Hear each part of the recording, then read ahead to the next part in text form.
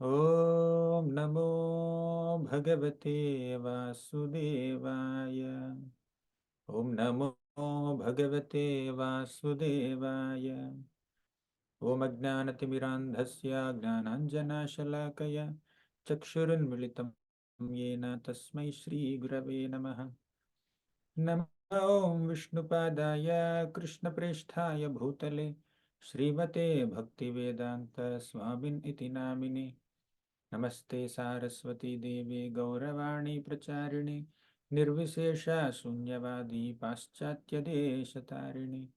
जय श्री कृष्ण चैतन्य प्रभु नित्यानंद श्री अद्वैत गदाधरा श्रीवासादि गौर भक्तवृंद.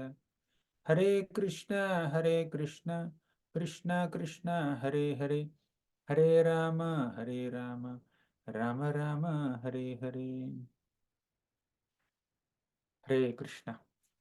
భక్తులందరికీ స్వాగతం. ఈరోజు మనం మొదటి స్కందంలోని 13వ అధ్యాయం చర్చించుకుందాం. ఇప్పటి వరకు మనం 12 అధ్యాయాలు ముగించుకున్నాం.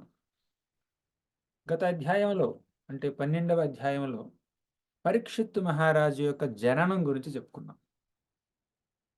పరీక్షిత్ మహారాజు జన్మించిన తర్వాత ఆయన తాత అయినటువంటి యుధిష్ఠిర మహారాజు పరీక్షిత్ మహారాజు యొక్క జాతకర్మల్ని చక్కగా బాధ్యతతో నిర్వహించాడు.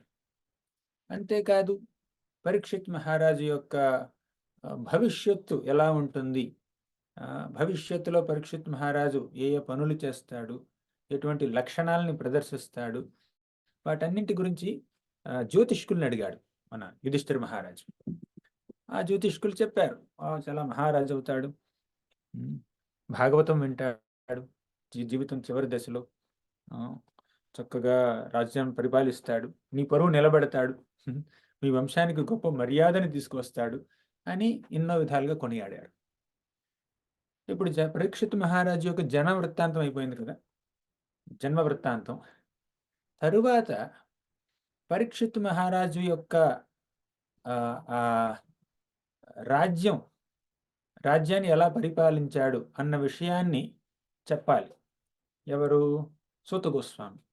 సూత గోస్వామి నైమిషారణ్యంలో ఉన్నటువంటి ఋషులందరికీ ఏం చెప్తున్నాడంటే పరీక్షిత్ మహారాజు యొక్క జనన వృత్తాంతం గురించి, ఆయన యొక్క రాజుగా ఆయన యొక్క కార్యకలాపాల గురించి చెప్తున్నాడు. జనన వృత్తాంతం ఇప్పటివరకు అయిపోయింది. నెక్స్ట్ చెప్పవలసింది రాజుగా తను ఏం చేశాడు అని. అసలు రాజు ఎలా అయ్యాడు ముందు అది చెప్పాలి కదా. పరీక్షిత్ మహారాజు రాజు అవ్వకముందు ఏం జరిగింది? పాండవులందరూ తమ రాజ్య బాధ్యతలను విడిచిపెట్టారు, రిటైర్ అయ్యారు. ఆ రిటైర్మెంట్ స్టోరీ చెప్పాలి కదా. ఆ రిటైర్మెంట్ స్టోరీ ముందు ఇంకొక రిటైర్మెంట్ స్టోరీ చెప్పాలి. ఏమిటో తెలుసా? అది ధృతరాష్ట్రుడు. ధృతరాష్ట్రుడు రిటైర్ అయిన తర్వాత పాండవులు రిటైర్ అయ్యారు. పాండవులు రిటైర్ అయిన తర్వాత పరీక్షిత్ మహారాజు రాజు అయ్యాడు. అవునా? ఆ విషయాల్ని చెప్పుకోవడం కోసం 13వ అధ్యాయంలో ధృతరాష్ట్రుడి యొక్క నిర్యాణం గురించి మన సూత గోస్వామి వివరించబోతున్నాడు. ఏమేమి సంఘటనలు జరిగాయి? ఇదేదో వచ్చింది, ఒక్క క్షణం ఆగండి. ఇది ఎలా పోతుంది?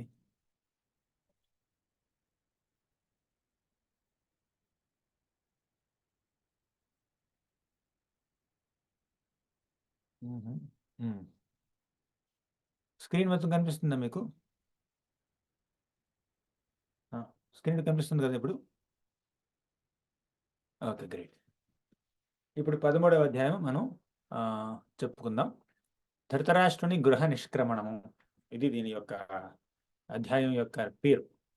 మొదటి శ్లోకంలో సూత గోస్వామి ఏమంటున్నాడంటే, విదురస్తీర్థయాత్రాయాం మైత్రేయాదాత్మనోగతిం జ్ఞాత్వా గాంధాస్తినపురం తయా వాప్త వివిత్సితః. విదురుడు ముందుగా ఈ శ్లోకంలోకి వెళ్లే ముందే నేను ఒక చిన్న స్టోరీ చెప్పాలి. ఏమిటంటే, కురుక్షేత్ర సంగ్రామం జరగక ముందు ఒకసారి విదురుడు ధృతరాష్ట్రుడి పక్కనే కూర్చుని ఏమన్నాడంటే, అన్నయ్య, అన్న కదా, అన్నగారు రాజుగారు అప్పట్లో, నీ కుమారుడైనటువంటి దుర్యోధనుడు మహాదుష్టుడు, సామాన్యుడు కాదు. సయేష దోష పురుషద్విడాస్తే గృహాన్ ప్రవిష్టోయమపత్యమత్య. ఇతడు నీ యొక్క మంచి కుమారుడు అని నువ్వు భావిస్తున్నావు, కానీ మహారాక్షసుడు వీడు. ఇటువంటి రాక్షసుడిని గనక నువ్వు రాక్షస ప్రవృత్తి కలిగినటువంటి ఈ వ్యక్తిని గనక నువ్వు మరీ ప్రోత్సహిస్తే నీ యొక్క కులానికి ఉన్నటువంటి ఆ కాస్త మర్యాదను కూడా తొలగిస్తాడు ఇతడు. కాబట్టి అతన్ని ఎక్కువగా నువ్వు ప్రోత్సహించొద్దు. అతడు చెప్పేటటువంటి గొంతెమ్మ కోరికలని నువ్వు తీర్చడానికి ప్రయత్నించవద్దు. రాజుగా నువ్వు చేయవలసినటువంటిది ఏమిటంటే, నీ యొక్క బాధ్యత ఏమిటంటే, పాండవులకి ధర్మ ప్రకారం సంక్రమించవలసినటువంటి ఆ రాజ్య భాగాన్ని వారికి నువ్వు అందించు. అధర్మ ప్రవర్తకుడైనటువంటి దుర్యోధనుని బహిష్కరించు. ఇది నీకు శ్రేయస్సు కలిగిస్తుంది. లేదంటే ఈ కురు సామ్రాజ్యం యొక్క పతనం తప్పదు అని వార్నింగ్ ఇచ్చాడు విదురుడు. ఎవరికి? ధృతరాష్ట్రుడికి. యాజ్ యూజువల్ ధృతరాష్ట్రుడి మాట వినలేదు. అదే సమయంలో దుర్యోధనుడు అక్కడికి వచ్చాడు. అక్కడికి వచ్చి దుర్యోధనుడు ఏమన్నాడు? నాకు వ్యతిరేకంగా నువ్వు సలహాలు ఇస్తున్నావు, మా శత్రువులకి సపోర్ట్ చేస్తూ నువ్వు సలహాలు ఇస్తున్నావు మా తండ్రికి. కాబట్టి నువ్వు ఈ హస్తినాపుర సామ్రాజ్యంలో ఉండడానికి వీల్లేదు. నిన్ను రాజ్య బహిష్కరణ చేస్తున్నావు. ఎక్కడికి కావాలంటే అక్కడికి వెళ్ళు. నువ్వు జీవితాంతం హస్తినాపుర సామ్రాజ్యానికి చేసిన సేవకి ప్రతిఫలంగా నీ ప్రాణాలు తీయకుండా వదిలిపెడుతున్నావు, కానీ ఇక్కడ ఉండడానికి మాత్రం నీకు అర్హత లేదు, పో అన్నాడు ధృతరాష్ట్రుడిని. దుర్యోధనుడు విదురుణ్ణి అన్నాడు. విదురుడు ఎవరు? చిన్నాన్న, తండ్రి యొక్క తమ్ముడు. అంటే తండ్రిగా గౌరవించవలసినటువంటి, మంత్రిగా గౌరవించవలసినటువంటి, పెద్దవాడుగా గౌరవించవలసినటువంటి విదురుణ్ణి అలా దుర్భాషలాడాడు దుర్యోధనుడు. ఇది గర్విష్ఠుల యొక్క లక్షణం. దంభోదర్పోభిమానశ్చ క్రోధః పారుష్యమేవ చ అజ్ఞానం చాభిజాతస్య పార్థ సంపదమాసురీం. దంభము, దర్పము, అభిమానము, క్రోధము ఇవన్నీ ఈ చెడ్డవాళ్ళ యొక్క లక్షణాలు అన్నమాట. అటువంటి లక్షణాలు ఉన్న వాళ్ళతో మనం ఎక్కువగా సంబంధం పెట్టుకోకూడదు. దుర్యోధనుడు సరైనటువంటి పుత్రుడు కాదు. 4 రకాల పుత్రులు ఉన్నారు. మనం ఇంతకుముందు చెప్పుకున్న వాళ్ళకి తెలియదు, కానీ 4 రకాల పుత్రులు ఉన్నారు. ఎవరో తెలిసే వాళ్ళు? 1 శత్రుపుత్ర. ఈ జన్మలో శత్రువు మన మీద శత్రుత్వంతో ఇంకో జన్మలో పుత్రుడిగా పుట్టొచ్చు, అదొక టైపు. 2 రుణానుబంధీ పుత్ర. మనం ఎవరికైనా అప్పు ఉన్నాం అనుకోండి, అప్పు తీర్చలేదనుకోండి, ఆ అప్పు వసూలు చేయడం కోసం, పూర్తిగా పైసా వసూలు చేయడం కోసం వాళ్ళు పుత్రులుగా పుట్టొచ్చు వచ్చే జన్మలో. 3 ఉదాసీన పుత్ర. అంటే తల్లిదండ్రుల్ని పట్టించుకోరు, వాళ్ళ బాగోగులు చూడరు, చెడు కూడా చేయరు. చెడు చేయరు, మంచి చేయరు, ఉదాసీన, వాళ్ళ లోకంలో వాళ్ళు ఉంటారు. అది ఇంకో రకం. 3వ రకం. 4వ రకం ఏమిటంటే సేవక పుత్ర. తల్లిదండ్రులకు సేవ చేస్తారు వాళ్ళు. కేవలం భౌతికంగానే కాదు, ఆధ్యాత్మికంగా కూడా సేవ చేస్తారు. అటువంటి వాళ్ళని సేవక పుత్ర అంటారు. దుర్యోధనుడు సేవక పుత్రుడు కానే కాదు.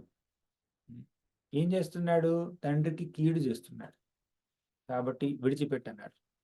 కానీ ధృతరాష్ట్రుడు పుత్రుడి మీద వ్యామోహంతో తమ్ముడిని వదులుకున్నాడు, మంత్రిని వదులుకున్నాడు, విదురుని వదులుకున్నాడు, కానీ ఈ దుర్యోధనుని వదులుకోలేదు. అప్పుడు విదురుడు ఏం చేశాడు? సరే, మంచిదైంది, నా వంతు బాధ్యత నేను చేశాను. హస్తినాపుర సామ్రాజ్యానికి మంత్రిగా ఉన్నంత సమయం వరకు నేను నా వంతు బాధ్యతని చక్కగా నిర్వహించాను, నా తప్పు లేదు. ఇంకా వాళ్లే పొమ్మన్నారు నన్ను. హస్తినాపుర యువరాజు మంత్రిని కూడా చూడకుండా నన్ను బహిష్కరించాడు. మహారాజు ఒక మాట కూడా మాట్లాడలేదు. కాబట్టి ఇంకా ఈ రాజ్యంతో నాకేం పని, వెళ్ళిపోతాను అని చెప్పి వెళ్ళిపోయాడు. ఎవరు? విదురుడు. సో ఈ విధంగా విదురుడు ఈ రాజ్య నిష్క్రమణ చేశాడు. ఆ తర్వాత విదురుడు ఏం చేశాడు? చుట్టుపక్కల ఉన్నటువంటి పుణ్యక్షేత్రాలన్నింటినీ సందర్శించడం మొదలుపెట్టాడు. ఇది నాకు ఒక మంచి సదవకాశం. ఇలా రాజ్య బహిష్కరణ అనేది నాకు ఒక గొప్ప అవకాశం ఇది. కాబట్టి ఈ అవకాశాన్ని వినియోగించుకుని నేను ఇక పర్యటన చేస్తాను. నేను అన్ని పుణ్యక్షేత్రాలు సందర్శిస్తాను, పుణ్య నదుల్లో స్నానం చేస్తాను అని చెప్పి ఇలా పూర్తిగా ఆహ్, ఇది తీర్థయాత్రలు చేస్తున్నాడు విదురుడు. అలా తీర్థయాత్రలు చేసి చేసి ఉద్ధవుడిని కలుసుకున్నాడు. తర్వాత మైత్రేయుడిని కలుసుకున్నాడు. మైత్రేయుడి నుంచి భాగవతం మొత్తం విన్నాడు. అలా మైత్రేయుడి దగ్గర భాగవతం విన్న తర్వాత ఆయనకేమనిపించిందంటే, ఇప్పట్లో ఆయన అలా తీర్థయాత్ర చేస్తున్న సమయంలో కురుక్షేత్ర సంగ్రామం అయిపోయింది. దుర్యోధనుడు ఓడిపోయాడు. యుధిష్ఠిర మహారాజు రాజయ్యాడు హస్తినాపుర సామ్రాజ్యానికి. అవన్నీ జరిగిపోయినాయి. ఆ సందర్భంలో విదురుడికి ఏమనిపించిందంటే, ఆహా! ఇప్పుడు దుర్యోధనుడు, తన యొక్క 99 సోదరులు అందరూ చనిపోయారు. యుధిష్ఠిరుడు రాజయ్యాడు. ఇంకా ధృతరాష్ట్రుడు అలా పట్టుకుని రాజ్యాన్ని పట్టుకునే కూర్చున్నాడు. యుధిష్ఠిరుడు రాజైనా కూడా ధృతరాష్ట్రుడిని తరిమి కొట్టలేదు. అక్కడ రాజ్యంలోనే ఉంచాడు. ఉంచి చక్కగా తండ్రిని ఎలా పోషించాలో, ఎలా గౌరవించాలో ఆ విధంగా అన్ని మర్యాదలు చేస్తున్నాడు ధృతరాష్ట్రుడికి. ధృతరాష్ట్రుడు అక్కడ సిగ్గు లేకుండా కూర్చున్నాడనమాట. వాళ్ళనే ఎన్నో విధాలుగా చంపడానికి ప్రయత్నించాడు ఇంతకుముందు. ఇప్పుడు వాళ్ళ యొక్క పోషణలోనే బ్రతుకుతున్నాడనమాట. ఇది ధృతరాష్ట్రుడి యొక్క పరిస్థితి. ఆ పరిస్థితి విదురుడికి తెలుసు. అప్పుడు విదురుడు ఏం చేశాడు? తన తీర్థయాత్రల్ని ముగించుకుని హస్తినాపురానికి వచ్చాడు. ఎందుకొచ్చాడు? కేవలం ఇంకా భవబంధాల్లో చిక్కుకుని ఉన్నటువంటి తన అన్న ధృతరాష్ట్రుణ్ణి కాస్త జ్ఞానవంతుణ్ణి చేసి వైరాగ్యవంతుణ్ణి చేయడం కోసం వచ్చాడనమాట. అది అది ఈ సందర్భం, ఈ ఈ అధ్యాయం యొక్క సందర్భం. ఇప్పుడు మనం శ్లోకాల్లోకి వెళ్దాం. Story line. విదురుడు సూత గోస్వామి చెప్తున్నాడు శౌనకాది ఋషులకి. ఏమంటున్నాడంటే, విదురుడు మైత్రేయుడి దగ్గర చక్కగా భాగవతాన్ని అధ్యయనం చేసి ఆత్మతత్వాన్ని చక్కగా అర్థం చేసుకుని హస్తినాపురానికి తిరిగి వచ్చాడు. రెండవ శ్లోకంలో ఏమన్నారంటే, విదురుడు ఎన్నెన్నో ప్రశ్నలు అడిగాడు. ఎవరిని? మైత్రేయుణ్ణి. శ్రీకృష్ణుడి యొక్క దివ్యమైనటువంటి లక్షణాల గురించి, లీలల గురించి ఎన్నెన్నో ప్రశ్నలు అడిగాడు. ఆ ప్రశ్నలకు సమాధానం తెలుసుకున్నాడు మైత్రేయుడి దగ్గర నుంచి. తెలుసుకుని చక్కగా జ్ఞానవంతుడై భక్తిలో బాగా పరిపూర్ణత చెంది ఆ సందర్భంలో హస్తినాపురానికి వచ్చాడు. ఎందుకు? ధృతరాష్ట్రుడిని కలవడం కోసం. ఇక 3-4 శ్లోకాల్లో ఏం చెప్పారంటే, విదురుడు అలా రాజ్యభవనానికి వచ్చిన సమయంలో పాండవులందరూ ఎంతో చక్కగా విదురుణ్ణి ఆహ్వానించారు. మళ్ళీ తం బంధుమాగతం దృష్ట్వా ధర్మపుత్రః సహానుజః ధృతరాష్ట్రో యుయుత్సశ్చ సూతః శారద్వతః పృథా గాంధారీ ద్రౌపదీ బ్రహ్మన్ సుభద్రా చోత్తరాకృపి అన్యాశ్చ జామయః పాండోర్ జ్ఞాతయః సుసుతః స్త్రియః. ఇంతమంది గొప్ప గొప్ప వ్యక్తులున్నారు అక్కడ. వాళ్ళందరూ ఎంతో ప్రేమతో ఆహ్వానించారు. ధర్మపుత్రః సహానుజః, ధర్మపుత్రుడు అంటే ధర్మరాజు, సహానుజ అంటే ఆ ధర్మరాజు యొక్క తమ్ముళ్ళు భీముడు, అర్జునుడు, నకులుడు, సహదేవుడు వీళ్ళందరూ చక్కగా ఆహ్వానించారు. అప్పట్లో అర్జునుడు లేడు, మిగిలిన వాళ్ళు ఉన్నారు. వీళ్ళందరూ, ధృతరాష్ట్రుడు కూడా ఆహ్వానించాడు. గాంధారి, ద్రౌపది వీళ్ళందరూ, సుభద్ర, ఉత్తర, కృపి అందరూ చక్కగా ఆహ్వానించారు విదురుణ్ణి. వాళ్ళు ఏమనుకున్నారంటే, మళ్ళీ ప్రాణం తన్వ ఇవాగతం, పోయిన ప్రాణాలు మళ్ళీ తిరిగి వచ్చాయా అనుకున్నారు. అంటే విదురుడు వాళ్ళందరికీ ప్రాణాలతో సమానం. విదురుణ్ణి అందరూ ప్రేమించారు, ఒక దుర్యోధనుడు తప్ప. దుర్యోధనుడు, దుశ్శాసనుడు, కర్ణుడు, శకుని ఇటువంటి వాళ్ళందరూ ఉంటారు చూడండి, దుష్టులు. ఆ దుష్టులు మాత్రం విదురుణ్ణి ద్వేషించారు. ఎందుకంటే విదురుణ్ణి పాండవ పక్షపాతిగా అనుకుని ద్వేషించారు. కానీ పాండవులు ఎప్పుడు ద్వేషించలేదు. ధృతరాష్ట్రుడు కూడా విదురుడి యొక్క గొప్పతనాన్ని అర్థం చేసుకున్నవాడే. కాకపోతే పుత్రవాత్సల్యం వల్ల, పుత్ర వ్యామోహం వల్ల విదురుణ్ణి నిర్లక్ష్యం చేశాడు. కానీ ధృతరాష్ట్రుడికి కూడా తమ్ముడంటే ఎంతో నమ్మకం, ప్రేమ కూడా. వాళ్ళందరూ చక్కగా విదురుణ్ణి ఆహ్వానించారు. పోయిన ప్రాణాలు తిరిగొచ్చాయి అనుకున్నారు. అది మనం 3, 4, 5 శ్లోకాల్లో చూసాం. ఇప్పుడు 6, 7 శ్లోకాల్లో సూత గోస్వామి వారు ఏమంటున్నారంటే, ముముచుః ప్రేమ భాష్పౌఘం విరహోత్కంఠ్యకాతరాః రాజా తమర్హయాం చక్రే కృతాసస పరిగ్రహం కృతాసన పరిగ్రహం. ముముచుః ప్రేమ భాష్పౌఘం, ఎంతో ప్రేమతో విదురుణ్ణి ఆహ్వానించారు. చక్కగా మంచి మాటలు చెప్తున్నారు. విరహోత్కంఠ్యకాతరాః, వారి యొక్క మనసు పూర్తిగా విరహంలో నిమగ్నమైంది ఇప్పటి వరకు. ఎవరి విరహంలో? కృష్ణ భక్తుడి యొక్క విరహం. విదురుడు మహాకృష్ణ భక్తుడు. మనకి భక్తులు దూరం అయ్యారనుకోండి, వారి పట్ల విరహం కలుగుతుంది మనకి. ఆహా, ఎలా భక్తులు దూరం అయితే నేను ఎలా బ్రతకగలను అని అనుకుంటారు వేరే భక్తులు. ఇప్పుడు ఎప్పుడైనా భక్తులు చనిపోతే, మహాభక్తులు చనిపోతే, ఇతర భక్తులు ఉంటారు చూడండి, వాళ్ళకి ఏమనిపిస్తుందంటే ఈ భక్తుడు చనిపోయినటువంటి ఈ భక్తుడు లేకుండా నేను నా భక్తిని ఎలా కొనసాగించాలి అని అనుకుంటారు వాళ్ళు. అంటే నాకు ఆధ్యాత్మిక జీవనంలో స్ఫూర్తి, ప్రేరణ ఈ భక్తుల ద్వారా కలుగుతుంది. కాబట్టి ఆ భక్తుల్ని నేను ప్రేమించాలి, వారి సాంగత్యాన్ని ఆశించాలి. వారి సాంగత్యం దూరం అయిపోతే నేను భక్తి చేయలేను అని భక్తుల సాంగత్యం మీద ఆధారపడతారు వాళ్ళు. అందుకే భక్తుల యొక్క విరహానికి లోనవుతారు. ఇప్పటి వరకు విదురుడు లేడు, అందుకే ఈ భక్తులందరూ విరహంతో ఉన్నారు. రాజా తమర్హయాం చక్రే కృతాసన పరిగ్రహం. రాజు యుధిష్ఠిర మహారాజు అంటే ధర్మరాజు చక్కగా ఆసనాన్ని ఇచ్చాడు, మన విదురుడికి ఆహ్వానించాడు. అంతేకాదు, తం భుక్తవంతం విశ్రాంతం ఆసీనం సుఖమాసనే ప్రశ్రయావనతో రాజా ప్రాహతేషాం చ శృణ్వతాం. తం భుక్తవంతం, చక్కగా భోజనం పెట్టాడు. విదురుడు చక్కగా భోజనం తిన్నాడు. విశ్రాంతం, భోజనం తిన్న తర్వాత కాస్త విశ్రాంతి తీసుకున్నాడు. ఆసీనం సుఖమాసనే, అప్పుడు వచ్చి చక్కగా కూర్చున్నాడు, అక్కడ ఆసనం మీద కూర్చున్నాడు. అప్పుడు ప్రశ్రయావనతో రాజా, యుధిష్ఠిర మహారాజు ఎన్నో ప్రశ్నలు అడిగాడు. ఎవరిని? విదురుడిని. తేషాంచ శృణ్వతాం, ప్రాహ తేషాంచ శృణ్వతాం అంటే యుధిష్ఠిర మహారాజు విదురుణ్ణి ప్రశ్నిస్తుంటే మిగిలిన వాళ్ళు కూడా విన్నారు. ఇంతకీ ఆయన అడిగిన ప్రశ్నలు ఏమిటో తెలుసా? చూద్దాం. చాలా సింపుల్ క్వశ్చన్స్ అనమాట. ఎక్కడెక్కడికి వెళ్ళారు మీరు? మీ యొక్క తీర్థయాత్రల్లో, మేము ఇక్కడ కురుక్షేత్ర సంగ్రామంలో నిమగ్నమై ఉన్నప్పుడు మీరు చక్కగా తీర్థయాత్రలు చేశారు. ఏ ఏ తీర్థాలు దర్శించారు మీరు? ఏ ఏ నదుల్లో స్నానం చేశారు?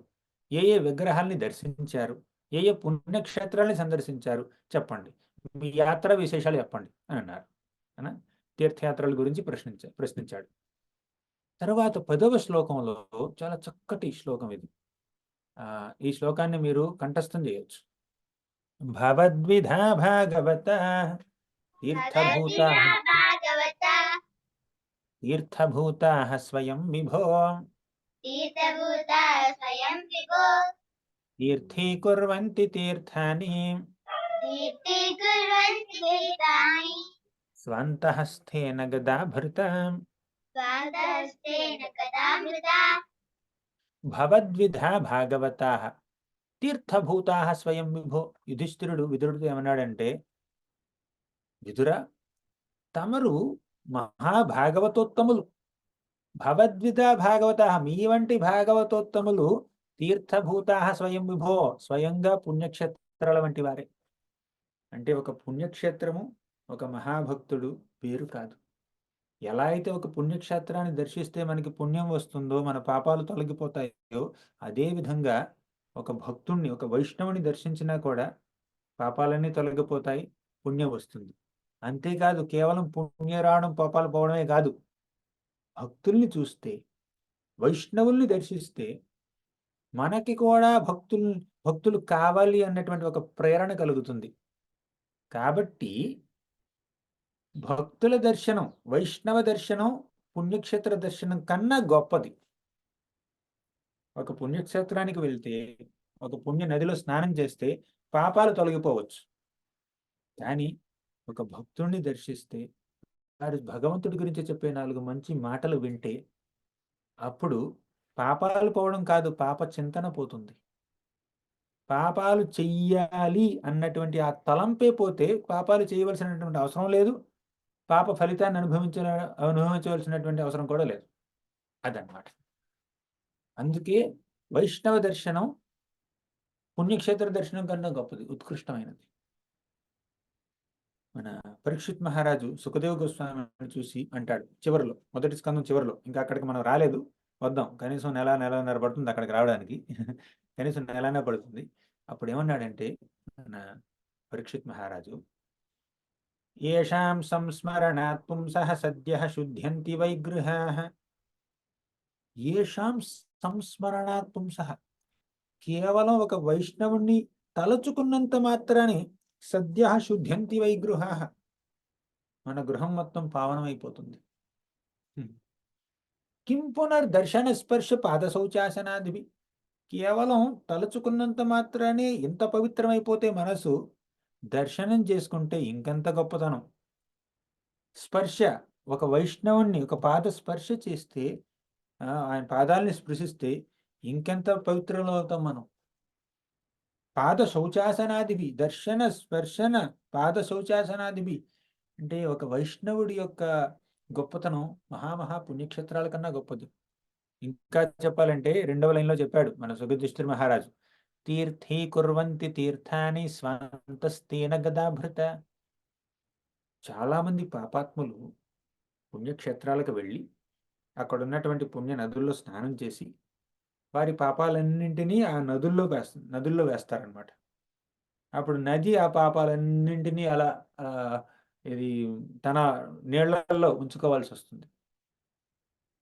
ఒకసారి భగీరథుడు గంగాదేవి కోసం ఘోర తపస్సు చేసి గంగాదేవిని వేడుకున్నాడు, అమ్మా వచ్చి మా పూర్వీకులు 60,000 మంది సగర కుమారులు ఉన్నారు, వాళ్ళని నువ్వే రక్షించాలి, రా దిగిరా అన్నాడు.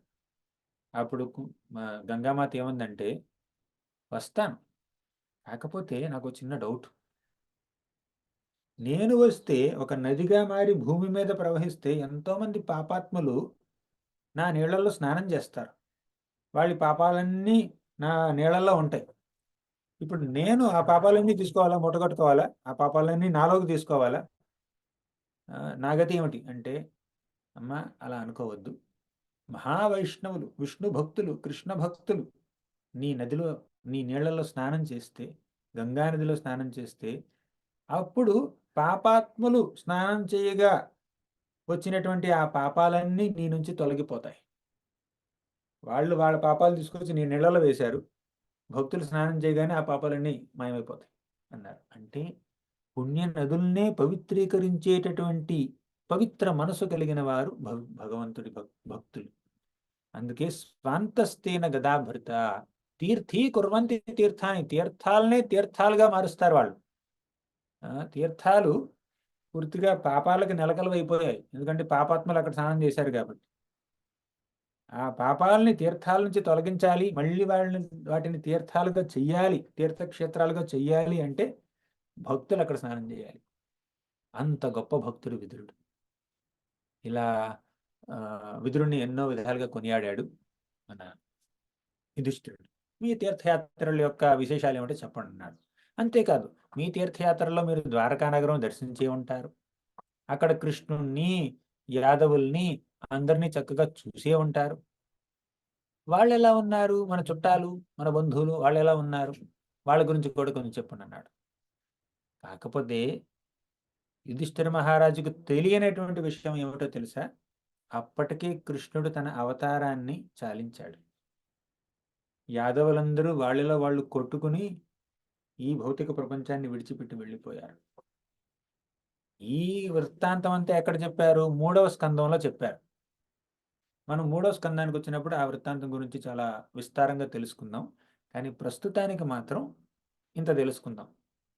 ఇప్పుడు విదురుడు హస్తినాపుర సామ్రాజ్యానికి వచ్చినటువంటి సమయంలో ఏం జరిగిందంటే,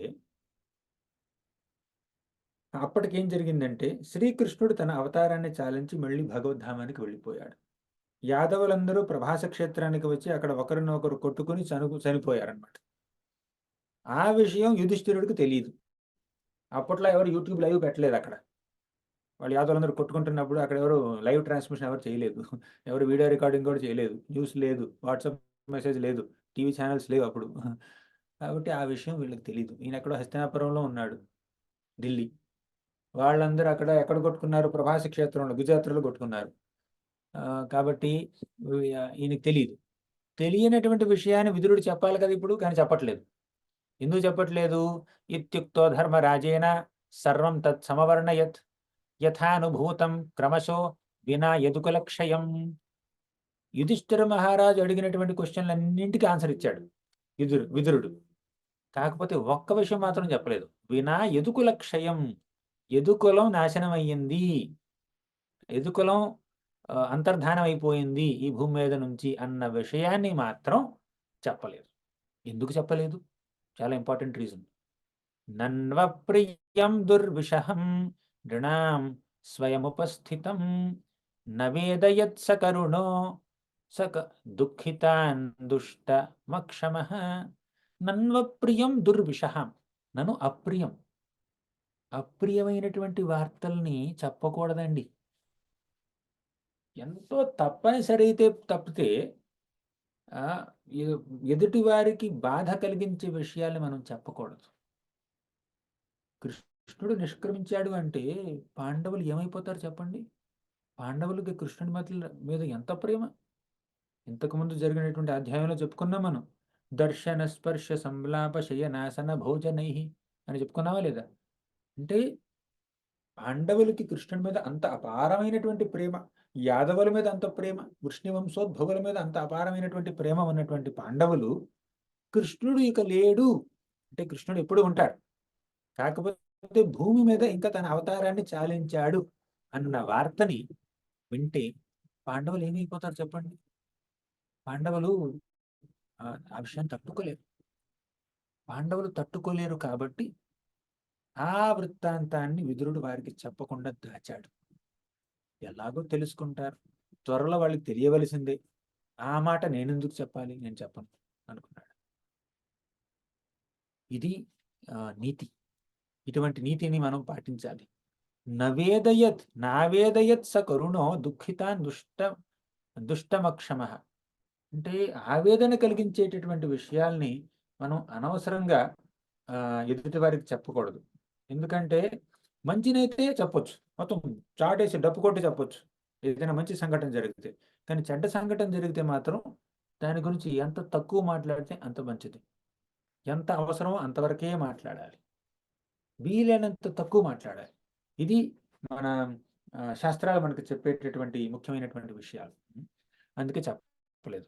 ఇప్పుడు ఈ ప్రపంచంలో ఏమిటంటే ఏదైనా చిన్న తప్పు జరిగినా కూడా దాన్ని వీడియో తీస్తారు, అందరికీ సర్క్యులేట్ చేస్తారు, న్యూస్ పేపర్లో వేస్తారు, టీవీ ఛానల్లో చెప్తారు, ఫలానా వాళ్ళు చనిపోయారని, ఫలానా వాళ్ళు ఏదో తప్పు చేశారని, దొంగతనం చేశారని, అది చేశారని, ఇది చేశారని. అంటే కొన్ని విషయాలు చెప్పాలి, ఎదుటివారిని ఎడ్యుకేట్ చేయాలి, అది కరెక్టే. కానీ అనవసరంగా నెగిటివిటీని బాధని ఎక్కువగా ప్రాపగేట్ చేయకూడదు. ఎంతవరకు అవసరమే అంతవరకే చెప్పాలి. ఎంతమంది తెలుసుకోవాలో దాని గురించి వారికి మాత్రమే తెలియపరచాలి, అందరికీ తెలియపరచవలసినటువంటి అవసరం లేదు. అంటే పాండవులకు తెలియపరచాలి, కరెక్టే విదురుడు, కానీ విదురుడు అది కూడా చేయలేదన్నమాట. ఎందుకు? వాళ్ళు ఎలాగో తెలుసుకుంటారు త్వరలో, కాబట్టి నేను చెప్పను అని ఆ ఒక్క విషయం తప్పించి మిగిలినవన్నీ చెప్పాడు అనమాట. తర్వాత అసలు విదురుడు వచ్చింది దానికి, ఈ న్యూస్ అంతా చెప్పడానికి కాదు. కొంతమంది ఏమిటంటే గాసిప్, చిన్న విషయం జరిగినా కూడా ఊరంతా చెప్పాలి, మొత్తం గుసగుసలు ఆడుతూనే ఉంటారు. నీకు తెలుసా ఇలా జరిగిందంట అక్కడ, నీకు తెలుసా ఇలా జరిగిందంట, వాళ్ళు ఇలా చేశారంట, వాళ్ళు అలా చేశారంట అని చెప్పి పూర్తిగా స్ప్రెడ్ చేస్తూ ఉంటారు న్యూస్ని, గాసిప్. కొంతమంది ఏమిటంటే జరగని విషయాల్ని కూడా చెప్తూ ఉంటారు. జరిగే విషయాలను చెప్తే ఒక రకం, జరిగిన విషయాల్ని చెప్తే ఒక రకం, దానికి 4 అంటించి చెప్తారు, యాడ్ చేసి చెప్తారు, కొంచెం కల్పించి చెప్తారు. ఇక అలా చెప్పడం వల్ల ఏమిటో తెలుసా, ఎదుటివారి మనసులో వారు ఆవేదనని నెలకొల్పుతున్నారు, బాధని నెలకొల్పుతున్నారు.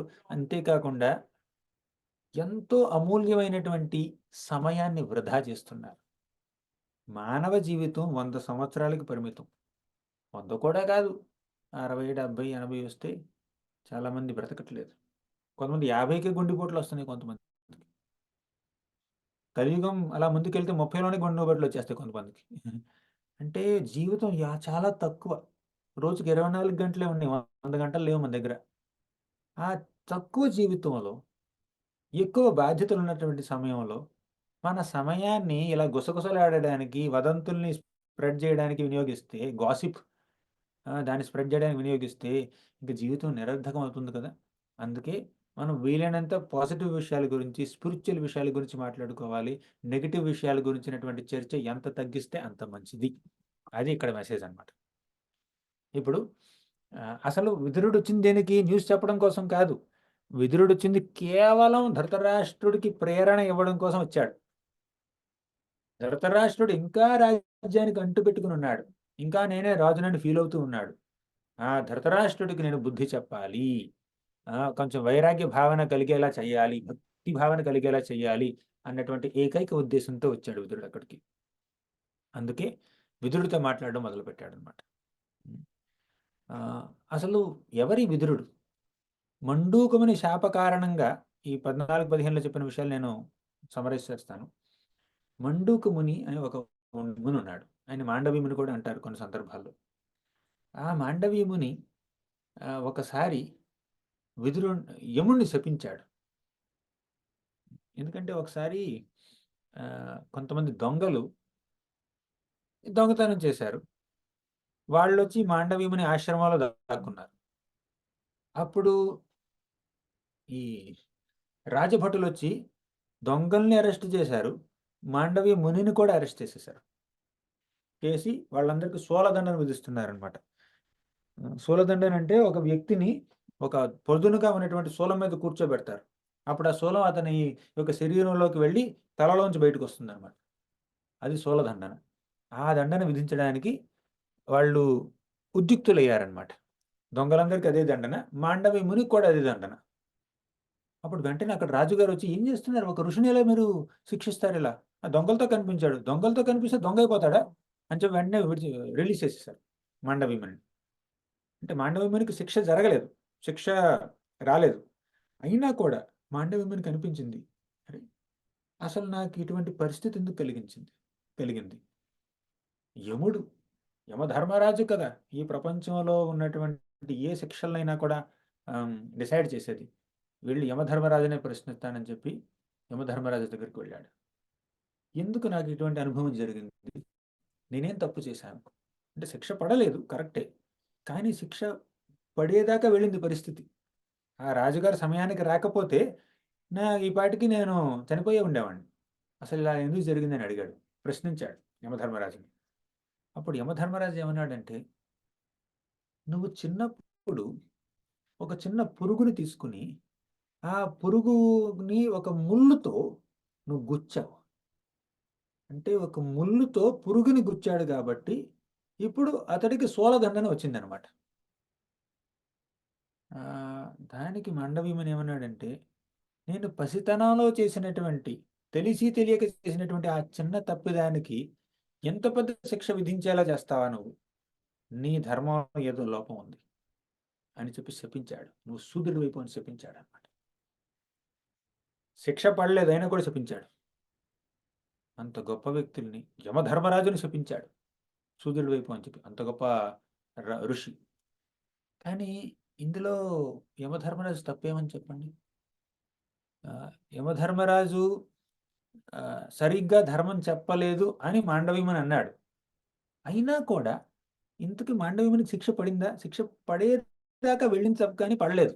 అయినా కూడా శపించాడు. ఎందుకంటే ఈ శాపం భగవంతుడే అరేంజ్ చేశాడనమాట యమధర్మరాజుకి. ఎందుకంటే యమధర్మరాజు రోజంతా రాత్రి పగలు అనక ఈ పాపాత్మలందరికీ ఎలాంటి శిక్ష విధించాలి అన్న డెసిషన్ మేకింగ్‌లోనే ఆయన జీవితం అంతా అయిపోతుందనమాట.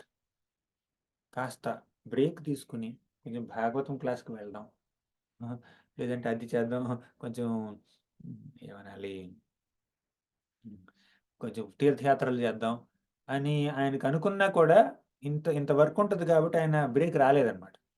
మీకు అలా అనిపిస్తుంది ఎప్పుడైనా? ఆఫీస్‌లో, ఇంట్లో బోలెడంత పని ఉంటది. భాగవతం క్లాస్ వెళ్ళడానికి కుదరదు. టెంపుల్‌కి వెళ్ళడానికి కుదరదు. పూజ చేయడానికి కుదరదు. జపం 16 రౌండ్లు చేయడానికే టైం దొరకట్లేదు. ఎవరికైనా అనిపిస్తుంది ఇక్కడ?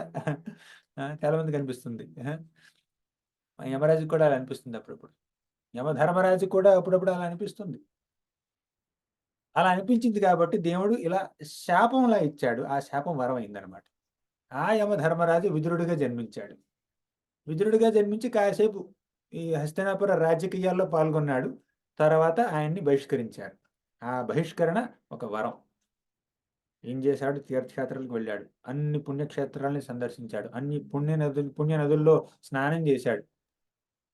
విదురుడు ఉద్ధవుడి దగ్గర నుంచి కృష్ణ కథ విన్నాడు. మైత్రేయుడి దగ్గర నుంచి భాగవతం విన్నాడు. ఎంత గొప్ప అవకాశం! పెద్ద బ్రేక్ అనమాట. అందరికి అనిపించొచ్చు.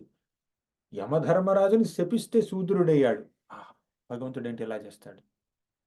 విదురుణ్ణి బహిష్కరిస్తే రోడ్ల మీద పడ్డాడు, అడవుల్లో పడ్డాడు. ఎంత పెద్ద కష్టం అని అనిపించవచ్చు. కానీ అది కష్టం కాదు, అది శాపం కాదు, అది వరం. మనకి కష్టాలు వస్తే జీవితంలో ఆ కష్టాలని నిజంగా కష్టాలు కాదండి. ఆ కష్టాల్లో మనం భగవంతుడి మీద ఆధారపడతాం కాబట్టి, ఆ కష్టాల ద్వారా మనం దేవుడి దగ్గరికి చేరుతాం కాబట్టి అది వరమే. వరంగానే మనం అనుకోవాలి. ఇది మన ఆహ్, మన యొక్క భాగవతం యొక్క పాఠం. చాలామంది భక్తులేమనుకుంటారంటే, నాకు ఎటువంటి ఆర్థిక సమస్యలు లేకపోతే, ఆరోగ్య సమస్యలు లేకపోతే, ఇంకెటువంటి సమస్యలు లేకపోతే, అప్పుడు దేవుడికి నా మీద అనుగ్రహం ఉన్నట్టు అని అనుకుంటూ ఉంటారు. కానీ అలా ఉండవలసినటువంటి అవసరం లేదు. మనకి ఆర్థిక సమస్యలుండొచ్చు, ఆరోగ్య సమస్యలుండొచ్చు, ఇంకేమైనా 100 రకాల ఇబ్బందులుండొచ్చు.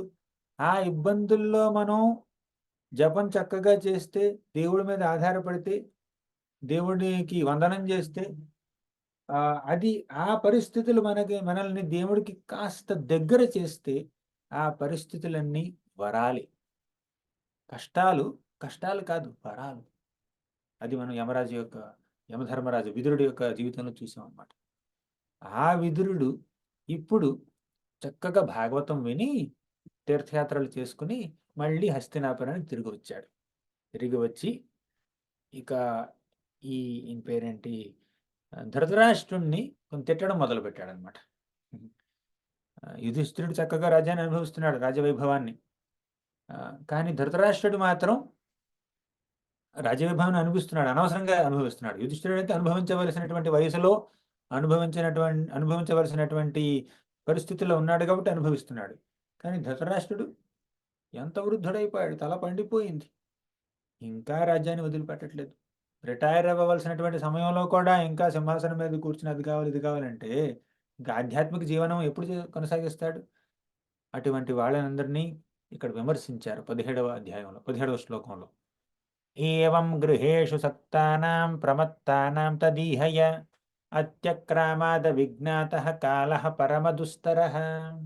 एवं गृहेषु सक्तानां प्रमत्तानां तदीहया अत्यक्रामाद विज्ञाता कालः परमदुस्तरः. ఏవం గృహేషు సక్తానాం అంటే గృహంలో, ఇళ్లలో పూర్తిగా నిమగ్నం అయిపోయారు.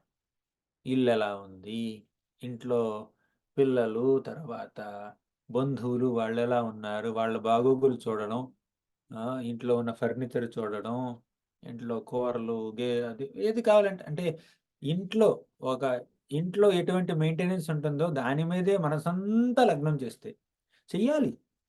కానీ మనసంతా కాదు. దానికి ఎంత అటెన్షన్ ఇవ్వాలో అంత అటెన్షన్ ఇచ్చేసి భక్తి చేసుకోవాలి మనం.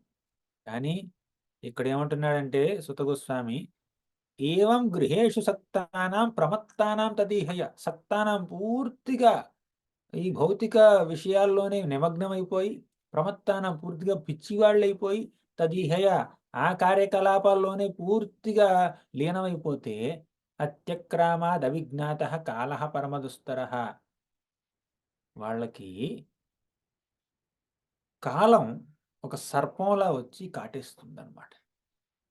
మనం కాలాన్ని నెగ్లెక్ట్ చేస్తే కాలం మనల్ని నెగ్లెక్ట్ చేయలేదు.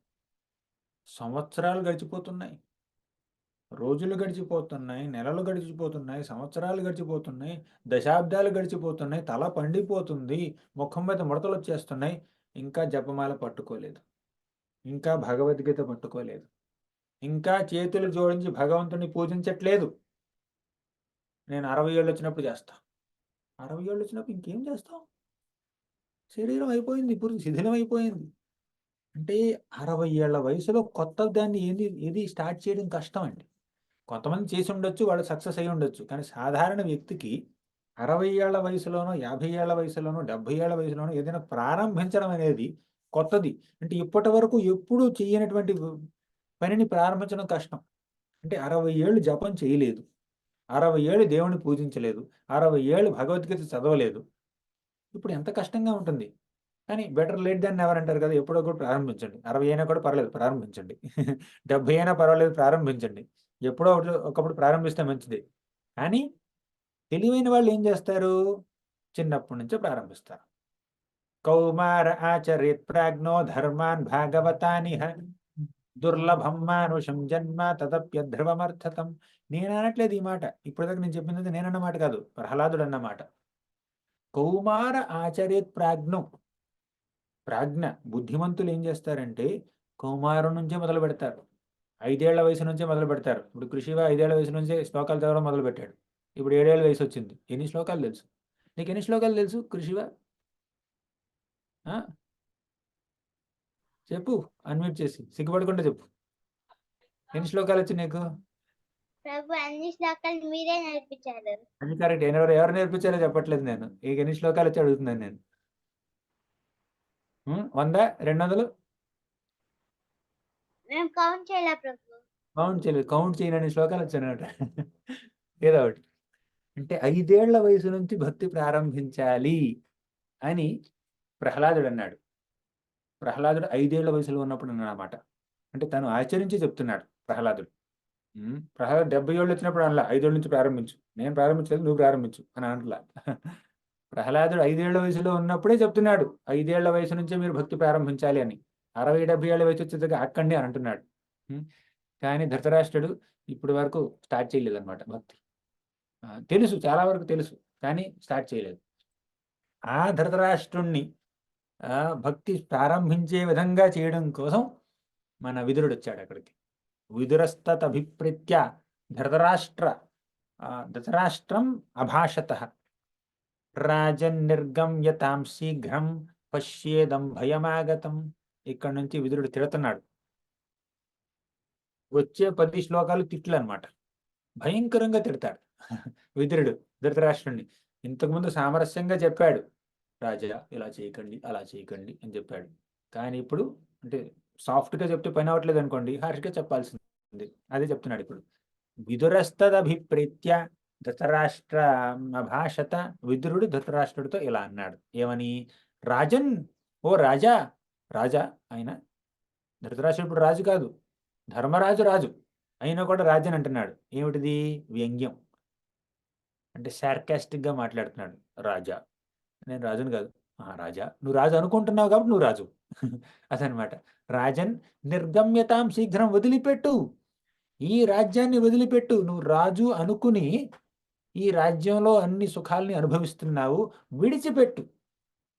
పశ్యేదం భయమాగతం, చూడు, పశ్య ఇదం భయమాగతం. నువ్వు నీ నీ మనసులో ఎంత భయం ఉందో చూడు. ఎప్పుడు చచ్చిపోతానని భయం అనమాట. చావుకు దగ్గరయ్యేటప్పుడు చావంటే భయం కలగకూడదు. అసలు భక్తులకి చావంటే ఇసుమంతైనా భయం లేదు. చనిపోయి ఏం చేస్తారు చెప్పండి? దేవుడి దగ్గరికి వెళ్తారు. సరే, దేవుడి దగ్గరికి వెళ్ళలేదనుకోండి, ఇంకో జన్మ ఎత్తుతారు. ఇంకో జన్మ ఎత్తి ఏం చేస్తారు చెప్పండి? భక్తి చేస్తారు, అంతే. చావంటే భయం లేదు. మీకు అనంతాచార్యుల వారి కథ తెలుసా? అనంతాచార్యులు రామానుజాచార్యుల యొక్క శిష్యులు అనమాట. ఆయన ఒకసారి పాము కాటు వేసింది. ముందేం తీసుకోవట్లేదు, విరుగుడు తీసుకోవట్లేదు, విషానికి చక్కగా సేవ చేస్తున్నాడు పూలమాలలో. శిష్యులందరూ వచ్చారు. అనంతాచార్య, మీరు మందేసుకోవాలి, మీరు ఏదైనా విరుగుడు తీసుకోవాలి, లేదంటే పాము విషం మిమ్మల్ని చంపేస్తుంది అంటే లేదు లేదు నేను సేవలో బిజీగా ఉన్నాను. వీళ్ళందరూ శిష్యులందరూ బాలాజీ దగ్గరికి వెళ్ళి వెంకటేశ్వర స్వామి ముందు మొరపెట్టుకున్నారు. అప్పుడు వెంకటేశ్వర స్వామి పిలిచాడనమాట, అనంతచార్య ఇట్రా అని. అనంతచార్యులు వెళ్ళి, స్వామి నేను బిజీగా ఉన్నాను సేవలో, ఏం చేయాలి అని అంటే, మందు వేసుకోవాలన్నాడు. ఏం మందు అంటే, విషానికి మందు. పాము కాటేసింది నిన్ను, నీ ఒంట్లో విషం ఉంది, నువ్వు విరుగుడు తీసుకోవాలి, ముందు వేసుకోవాలంటే, స్వామి ఏ విషయం గురించి మాట్లాడుతున్నారు మీరు? నా మనసులో నా హృదయం ఆల్రెడీ ఒక విషయం ఉంది. ఏమిటది? కామ క్రోధ లోభ మోహ మద మాత్సర్యాలు అనేటటువంటి విషయం ఆల్రెడీ హృదయంలో ఉంది. ఆ విషయం ముందు ఈ పాము విషయం ఏం వాటికి చెప్పండి. ఈ విషయం నన్నేం చేయలేదు, నా విషయం చాలా గట్టిగానే ఉంది. ఒకవేళ పాము విషం నాలో ఉన్నటువంటి అనర్థాల విషం కన్నా పవర్ఫుల్ అయితే అప్పుడు నేను చచ్చిపోతాను. అప్పుడు ఏం జరుగుద్ది? వైతరిణి నదిలో స్నానం చేసి వైకుంఠానికి వచ్చి వైకుంఠంలో మీ సేవ చేసుకుంటాను. ఒకవేళ నాలో ఉన్న విషయం పాము విషం కన్నా పవర్ఫుల్ అయితే అప్పుడు ఏం చేస్తాను? స్వామి పుష్కరిణిలో స్నానం చేసి మిమ్మల్ని ఈ విగ్రహ రూపంలో సేవ చేసుకుంటాను. చనిపోయినా బ్రతికినా నా జాబ్ ప్రొఫైల్లో జాబ్ డిస్క్రిప్షన్లో ఎటువంటి మార్పు లేదు. నేను చేసే పని ఒకటే, మీ సేవ. ఆ సేవ తిరుపతిలో చేయొచ్చు, వైకుంఠంలో కూడా చేయొచ్చు. ఇది వైకుంఠమే, అది వైకుంఠమే. కాబట్టి నా టైం వేస్ట్ చేయకండి, ముందు వేసుకునే టైం నాకు దగ్గర లేదు, బోల్డంత సేవ ఉంది అక్కడ పెండింగ్ అని సేవలో నిమగ్నమయ్యాడు. ఇది భక్తుల యొక్క లక్షణం. చావు ఆ దగ్గరికి వస్తున్నప్పుడు భక్తులు ఏమనుకుంటారు? నేను భగవంతుడికి దగ్గర అవుతున్నాను అనుకుంటున్నారు. అంటే చావు దగ్గర అవ్వట్లేదు వాళ్ళకి, భగవంతుడి దగ్గర అవుతున్నాడు, వారు భగవంతుడికి దగ్గర అవుతున్నారు. అవునా? కానీ సాధారణ వ్యక్తులు వయసు అయిపోయే కొద్దీ చావుకు దగ్గర అవుతారు. ముసలింట్రుకలు వస్తుంది, పొట్ట పెరిగిపోతుంది, గ్యాస్ వస్తుంది, గుండె నొప్పి వస్తుంది, రక్తపోటు ఎక్కువైంది, కిడ్నీలు పని చేయట్లేదు, కాళ్ళ నొప్పులు వస్తున్నాయి, కీళ్ళ నొప్పులు వస్తున్నాయి, తలనొప్పి వస్తుంది, దాన్ని ఏమంటారు, జుట్టు రాలిపోతుంది అని చాలామంది బాధపడుతూ ఉంటారు. రాలిపోవాల్సిందే, ఈ శరీరం శిథిలం అయిపోవాల్సిందే, ఎల్లకాలం ఉండదు ఈ శరీరం. ఆ శరీరం శక్తితో ఉన్నంతకాలం ఏం చేయాలి మనం? కేవలం భగవంతుడి సేవ చేయాలి, అంతే, ఇంకేం అక్కర్లేదు. మనకి శక్తి ఉన్నంతకాలం భగవంతుడికి సేవ చేస్తూ ఉంటాం. శరీరం సహకరించినప్పుడు ఏం చేస్తాం? మనసు ఉంది కదా, మనసుతో భగవంతుడికి సేవ చేస్తాం, అంతే. అటువంటి వాళ్ళకి భయం ఉండదు. కానీ వేరే వ్యక్తులు ఉంటారు చూడండి, వాళ్ళకి భయం ఉంటుంది. భయమాగతం అన్నారు. ప్రతిక్రియాన యస్యేహ. ఇప్పుడు ఎప్పుడైతే ఏమైనా భయం ఉంది అని మంత్రి అన్నాడు అనుకోండి, రాజు ఏం చేస్తాడు? మంత్రి గారు ఏమైనా రెమెడీ ఉందా, దీనికి పరిష్కార మార్గం ఏమిటి, ప్రతిక్రియ ఏమిటి అని అడుగుతాడు కదా. అలా అడగడం అలవాటు మన ఈ రాజుకి, ధృతరాష్ట్రుడికి విదురుణ్ణి అడగడం అలవాటు. అప్పుడు విదురుడు ఏమన్నాడు? ప్రతిక్రియ లేదు. ప్రతిక్రియాన యస్యేహ కుతశ్చిత్ కర్హిచిత్ ప్రభో స ఏష భగవాన్ కాలః సర్వేషాం న సమాగతః. ప్రతిక్రియాన యస్యేహ, ప్రతిక్రియ లేదు. ఈ భయం ఏమిటి? మృత్యు భయం, చావు అనే భయం. ఆ చావుకి ప్రతిక్రియ లేదు, అందరూ చావవలసిందే. కుతశ్చిత్ కర్హిచిత్ ప్రభో, ఎవరికైనా ఎప్పటికైనా ఎటువంటి ప్రతిక్రియ లేదు. స ఏష భగవాన్ కాల, సాక్షాత్తు భగవంతుడే వచ్చాడు ఈ కాల రూపంలో. భగవంతుడే కాల రూపంలో వచ్చాడు. సర్వేషాం నః సమాగత, సర్వేషాం అంటే ప్రతి వ్యక్తిని చంపేస్తాడు. కాలోస్మి లోక క్షయత్కృత్ ప్రవృద్ధో. కృష్ణుడు భగవద్గీతలో అన్నటువంటి మాటల్నే విదురుడు భాగవతంలో మళ్ళీ రిపీట్ చేస్తున్నాడు. చూడండి ఎంత గొప్ప సన్నివేశం ఇది. సర్వేషాం నః సమాగత, మనందరినీ ముంచేస్తుంది కాలం, భగవంతుడే కాలరూపంలో వచ్చాడు, సమీపించున్నాడు అందరినీ. కాబట్టి దీనికి ప్రతిక్రియ లేదు, పరిష్కారం లేదు అన్నాడు. తర్వాత ప్రాణాలతో ఉన్నటువంటి ఎవరినైనా ప్రాణాలతో సహా అన్ని హరించేస్తుంది మృత్యు. మృత్యు సర్వ హరశ్చాహం, సర్వాన్ని హరించే శక్తి మృత్యువుకి మాత్రమే ఉంది. మన దగ్గర డబ్బు ఉండొచ్చు, మంచి మంచి బట్టలు ఉండొచ్చు, నగలు ఉండొచ్చు, ఆస్తులు ఉండొచ్చు, అంతస్తులు ఉండొచ్చు, సర్టిఫికెట్లు ఉండొచ్చు, అవార్డులు ఉండొచ్చు, పెద్ద పలుకుబడి ఉండొచ్చు, ఫ్యాన్ ఫాలోయింగ్ ఉండొచ్చు, అవి ఏవి మనతో రావు. ఆఖరికి మనది అనుకున్నటువంటి ఈ శరీరం కూడా మనతో రాదు, ఏది రాదు మనతో.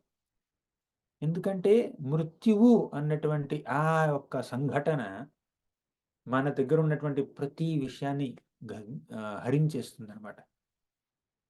ఏది హరించలేదు మృత్యువు, మనం దేవుడి మీద పెంచుకున్నటువంటి ప్రేమని తప్పితే అన్ని హరించేస్తుంది. మనం భగవంతుడి పట్ల పెంచుకున్నటువంటి ప్రేమని తప్పితే మృత్యువు మన దగ్గర నుంచి సర్వాన్ని హరించేస్తుంది అన్నమాట. అందుకే శాశ్వతమైనటువంటి భగవత్ ప్రేమని మాత్రమే మనం పెంపొందించుకోవాలి. ఇతర విషయాలు మనకి ఎందుకు చెప్పండి. ఏన చైవాభిపన్నోయం ప్రాణై ప్రియతమైరపి జనః సద్యో వియుజ్యేత్ కిముతాన్యైర్ధనాదిభి. ధనం, జనం, ప్రాణం అన్నీ హరించేస్తుంది మృత్యువు, ఎంత ప్రియమైనా కూడా. అంతేకాదు, ఇప్పుడు ధృతరాష్ట్రుడు అనొచ్చు, సరే మృత్యు అందరినీ హరించేస్తుంది, నన్ను కూడా చంపేస్తుందని ప్రూఫ్ ఏంటి చెప్పు అని అడగొచ్చు. అందరినీ చంపచ్చు మృత్యువు, కానీ నేను చచ్చిపోతానని గ్యారంటీ ఏంటి? నేను చచ్చిపోకపోవచ్చేమో, నేను అమరుణ్ణి కావచ్చేమో, నాకు చావు లేకపోవచ్చేమో, ఏంటి గ్యారంటీ అని అంటే విదురుడు ఏమంటాడు తెలుసా? ప్రూఫ్ ఇస్తాడు. పితృభ్రాతృసుహృత్పుత్ర హతాస్తే విగతం న వయం ఆత్మా చ జరయాగ్రస్తః ఉపాససే. పితృ, నీ యొక్క తండ్రి మరణించాడు. భ్రాతృ, నీ యొక్క సోదరుడు పాండు మహారాజు మరణించాడు.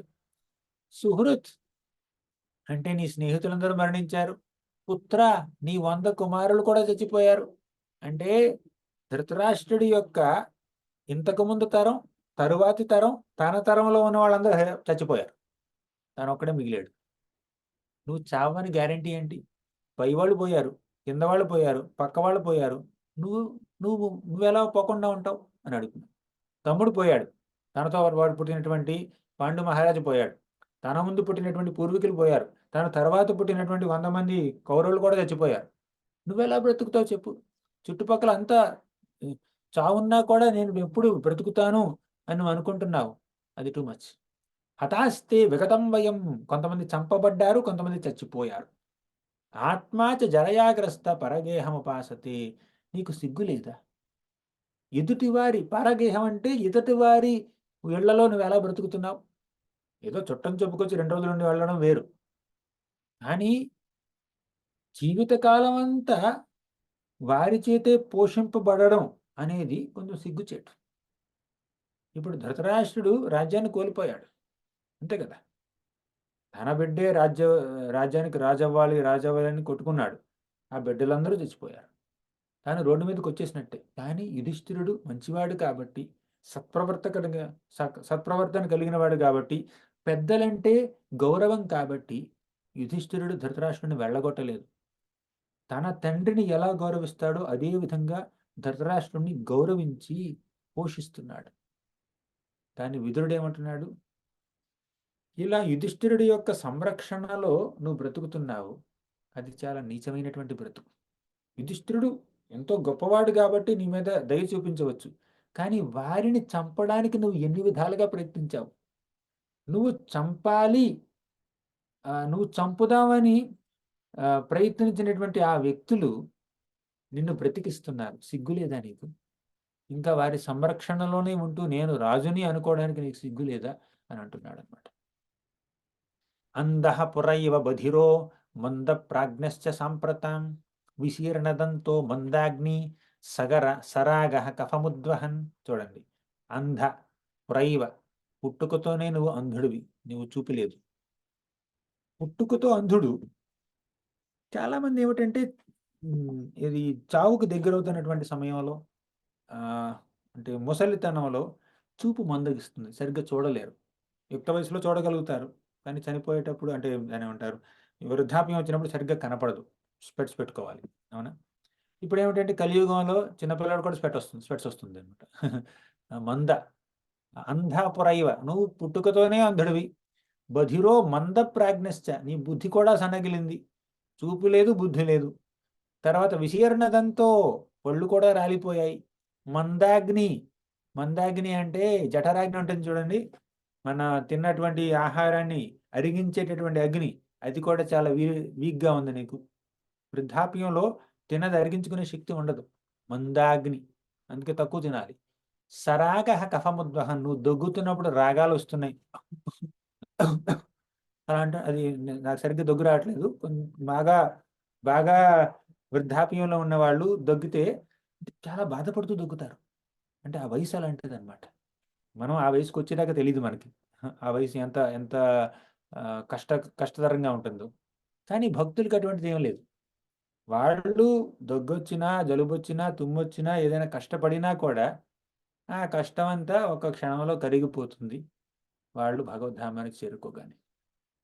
భక్తులు భక్తి మార్గాన్ని ఆచరించే వాళ్ళు యుక్త వయసులో ఉన్న, వృద్ధాప్యంలో ఉన్న వారు ఆ వయసుకి ఆ వయసులో అనుభవించవలసినటువంటి కష్టాలు అనుభవిస్తూ ఉన్న వారి మనసు మీద ఆ కష్టాలు ప్రభావం చూపించవు. ఎందుకంటే మనసులో ఇప్పుడు దేవుణ్ణే తెలుసుకుంటున్నారు. ఈ శరీరం ఏమంది, పోతుంది, పోతే పోని, నాకు ఆధ్యాత్మిక శరీరం రాబోతుంది, భగవద్ధామానికి చేరుకోబోతున్నాను. ఒకవేళ అక్కడికి చేరుకునేటటువంటి శక్తి కానీ పరిపక్వత కానీ నాకు లేకపోయినా పర్వాలేదు, ఇంకో జన్మ ఎత్తుతాను. ఆ జన్మలో ఏం చేస్తాను, దేవుణ్ణే పూజించుకుంటాను. కాబట్టి వృద్ధాప్యం భక్తుల్ని ఎప్పుడు బాధ పెట్టదన్నమాట. తర్వాత అహో మహీయసి జంతోర్విజి జీవితాశా యథా భవాన్ భీమాపవర్జితం పిండం ఆదత్తే గృహపాలవత్.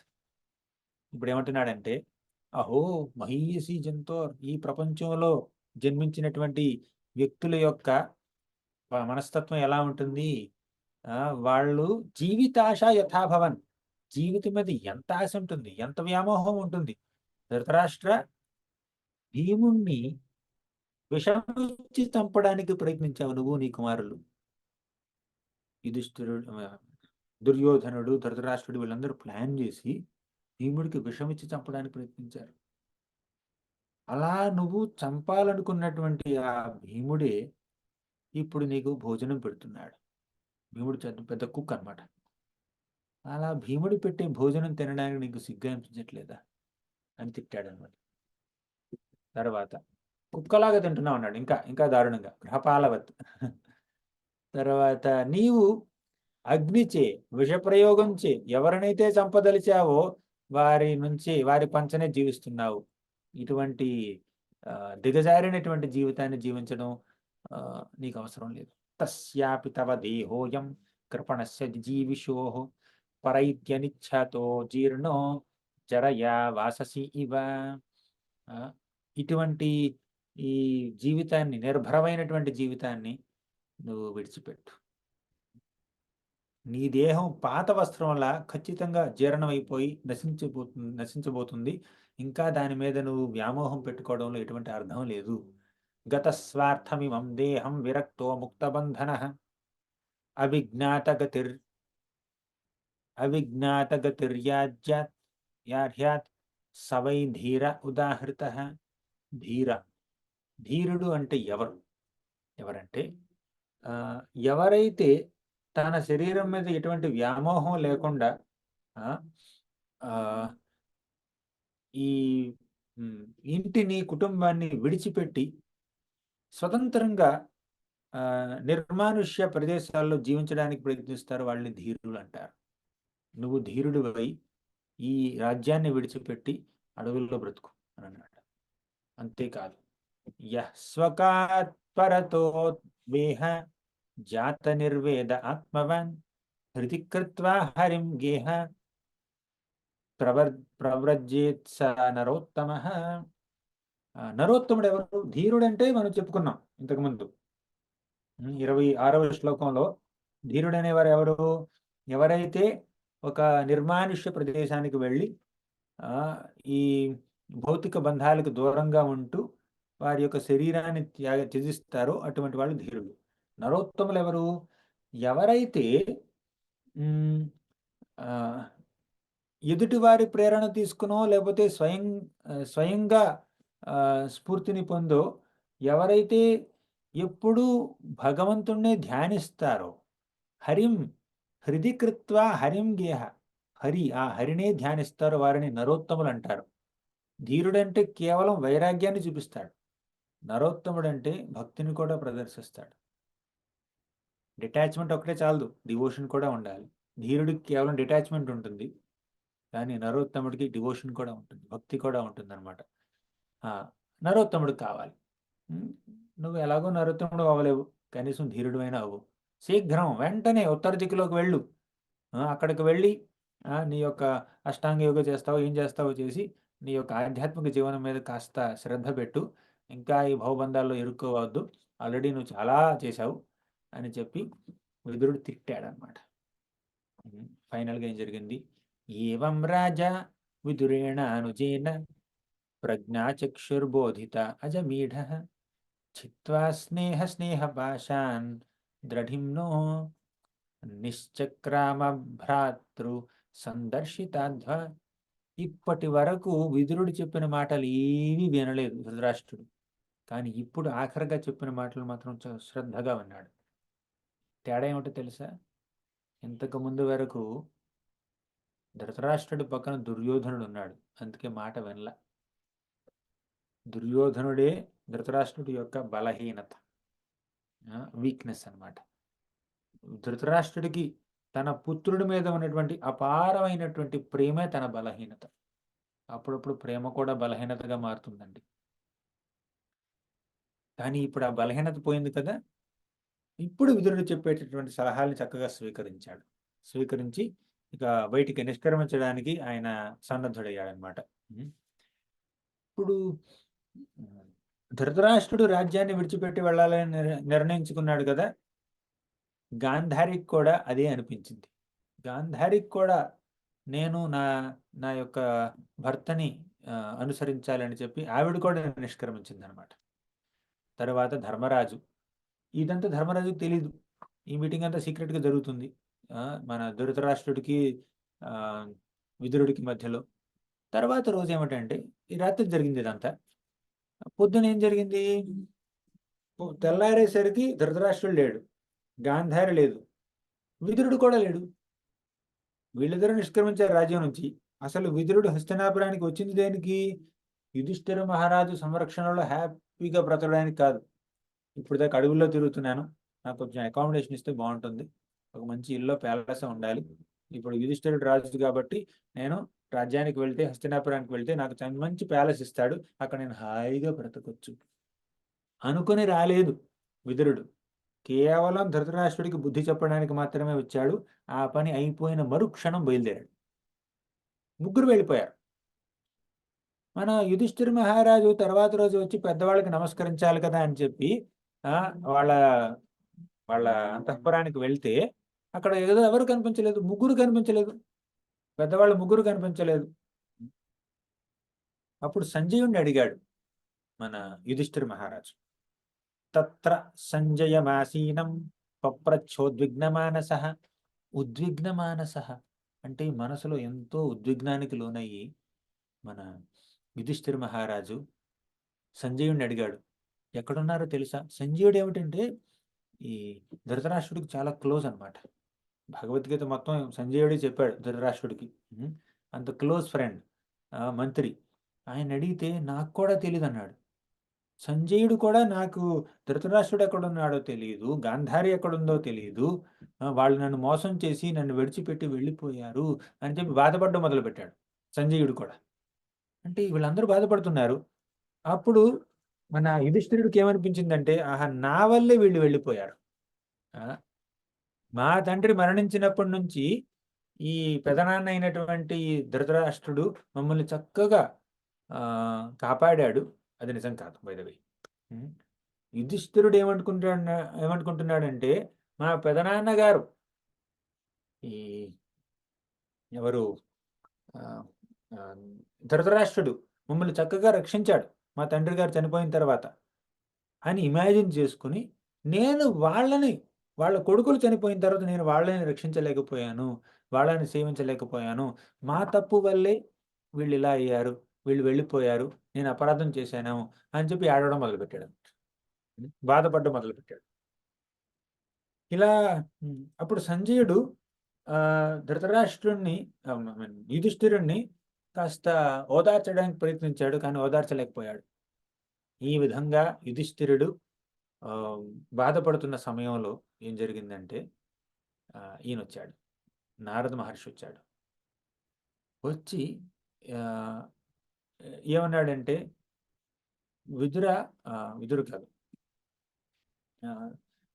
ధర్మరాజా, ఎందుకు ఇలా బాధపడుతున్నావు అని ప్రశ్నించాడనమాట.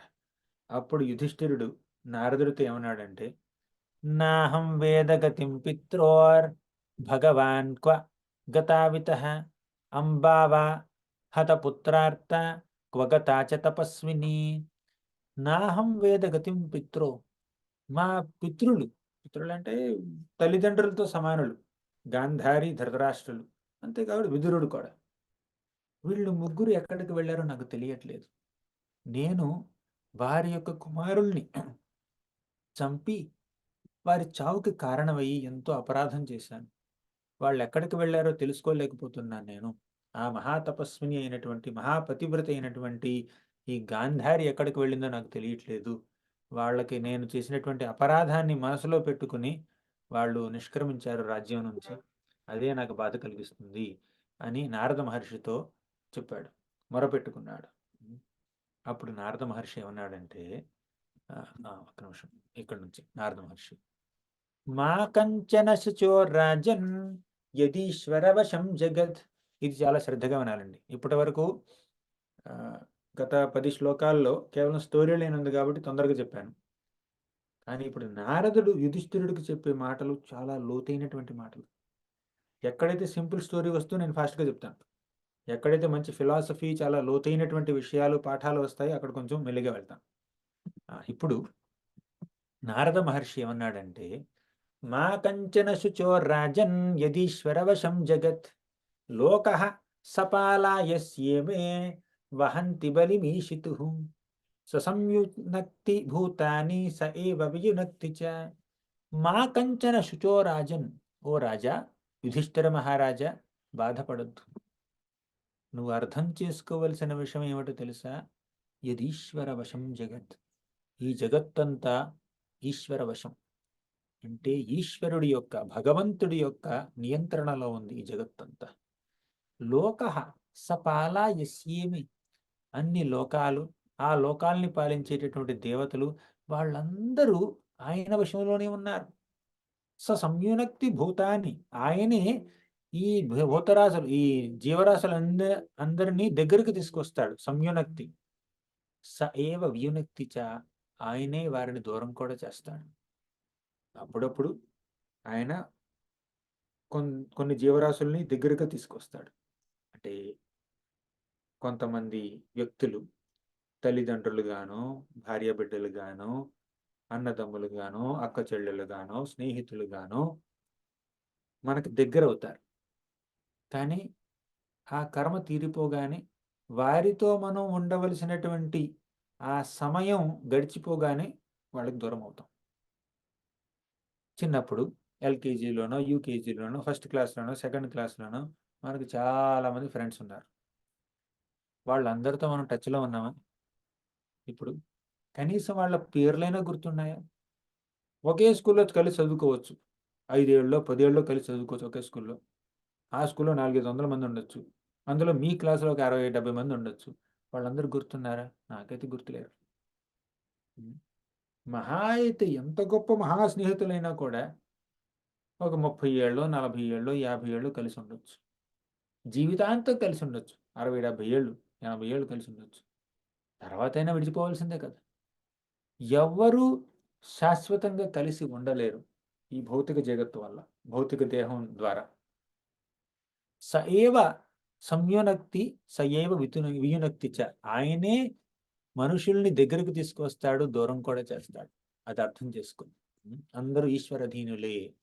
యథాగావో నసి ప్రోతాస్ స్తన్యాం బద్ధాశ్చ దామభిః వాక్తాన్యం నామభిద్బద్ధ వహంతి బలిమీషితుః. ముక్కుకు తాడు వేయబడినటువంటి ఒక ఎద్దు, ఒక పశువు ఎలా అయితే బంధింపబడి ఉంటుందో, అదే విధంగా ఈ ప్రపంచంలో ఉన్న వ్యక్తులందరూ భగవంతుడి యొక్క ఆ నియమ నిబంధనలకి అధీనులై ఉండాలి. యథా క్రీడోపస్కరాణం సంయోగ విగమావిహ ఇచ్ఛయా క్రీడితుః స్యాతాం తథైవేషేచ్ఛయా నృణాం. యథా క్రీడోపస్కరాణం అంటే క్రీడల్లో, ఆటల్లో పూర్తిగా నిమగ్నమైనటువంటి ఒక బాలుడు, ఒక చిన్న పిల్లవాడు ఎలా అయితే తన యొక్క టాయ్స్ ఉంటాయి చూడండి, బొమ్మలు, ఆట వస్తువులు, వాటిని దగ్గర తీసుకొస్తాడు, దూరం చేసేస్తాడు, దగ్గరికి తీసుకొస్తాడు, దూరం చేసేస్తాడు. అప్పుడప్పుడు అన్ని తీసుకొచ్చి అలా పొద్దున ఇక్కడ లండన్లో స్కూల్కి వెళ్ళాను నేను. చిన్న చిన్న పిల్లలు ఉన్నారు, ఆడుకుంటున్నారు. ఎవడో ఒక చిన్న పిల్లాడు ఏమిటంటే ఆ మేకు తీసుకుని సుత్తితో కొడుతున్నాడు, ఠాక్ ఠాక్ ఠాక్ అని. రబ్బర్ హ్యామర్లు అండి అది. ఆ పిల్లలు ఏంటంటే ఆ హుక్స్ని ఒక బోర్డు మీద పెట్టి ఒక చిన్న బొమ్మలాగా చేయాలన్నమాట. అలా కొట్టుకున్నారు. 4, 5 ఏళ్ళ పిల్లలు కూడా ఉన్నారు, చిన్న చిన్న పిల్లలు. అలా చేస్తున్నారు. వాళ్ళు ఆట ఆడుతున్నప్పుడు ఎందుకు వాళ్ళు ముందుకు ఎందుకు 2 వస్తువుల్ని దగ్గరికి తీసుకొస్తారో, ఎందుకు దూరం చేస్తారో లాజిక్ కనపడదు మీకు. నిన్న ఒక చిన్నపిల్ల బొమ్మలు ఇచ్చిందనమాట. చూడండి, ఎందుకు ప్రహ్లాదుడు ఇలా ఉన్నాడో తెలీదు. ఎందుకు మన నరసింహస్వామి అలా ఉన్నాడో తెలీదు. ఈ గీతలు ఇక్కడ ఎందుకు ఉన్నాయో తెలీదు. లాజిక్ ఉండదు. అంటే చిన్నపిల్లలు కాబట్టి అమాయకత్వంలో ఏదైనా చేస్తూ ఉంటారు.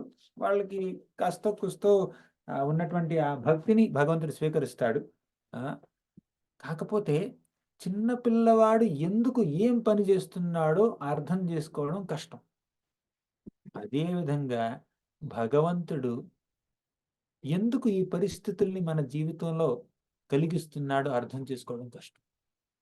ఎందుకు మనల్ని వీళ్ళకి దగ్గరగా తీసుకువచ్చాడు, ఎందుకు మనల్ని వారికి దూరం చేశాడు అర్థం కాదు మనకి. అప్పుడప్పుడు అర్థం అవ్వచ్చు, కానీ అప్పుడప్పుడు అర్థం చేసుకోలేకపోవచ్చు. మీరు పేరెంట్స్ని అడగొచ్చు, ఏంటి పిల్లవాడు ఇలా బిహేవ్ చేస్తున్నాడు అంటే పేరెంట్స్ కొంచెం రీజన్ ఇస్తారు. మీరు కొన్ని ప్రశ్నలకి రీజన్లు ఇస్తారు పేరెంట్స్, కానీ కొన్ని ప్రశ్నలకి రీజన్ ఎవరనమాట. ఏందో మనకేం తెలుసు అంటారు. వాళ్ళకు కూడా తెలీదు. అంటే పిల్లలు ఎప్పుడు ఏం చేస్తారో తెలియదు. అదే విధంగా భగవంతుడు కూడా అర్థం కానివాడనమాట. యథా క్రీడోపస్కరాం సంయోగ విగమావిహ. ఎందుకు పిల్లలు, ఆటగాళ్ళు తమ బొమ్మల్ని దగ్గరకు తీసుకొస్తారో, ఎందుకు దూరం చేసుకుంటారో వాళ్ళకే తెలీదు. అదేవిధంగా ఇచ్ఛయా క్రీడితు శాతం తథైవేచ్ఛా ఈశీచ్ఛయా నృణాం. ఆ ఈశుడు, భగవంతుడి యొక్క ఇచ్ఛ కూడా అలాగే ఉంటుంది. తర్వాత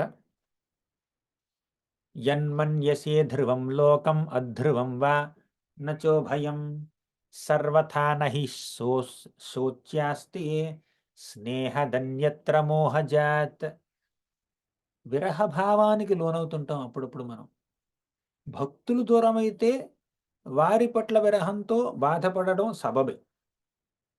కానీ భౌతిక ప్రపంచంలో బంధువులు కానీ, మిత్రులు కానీ, ఎదుటివారు, ఇది వారికి మనతో ఉన్నటువంటి కనెక్షన్ కేవలం ఈ భౌతిక శరీరం మాత్రమే.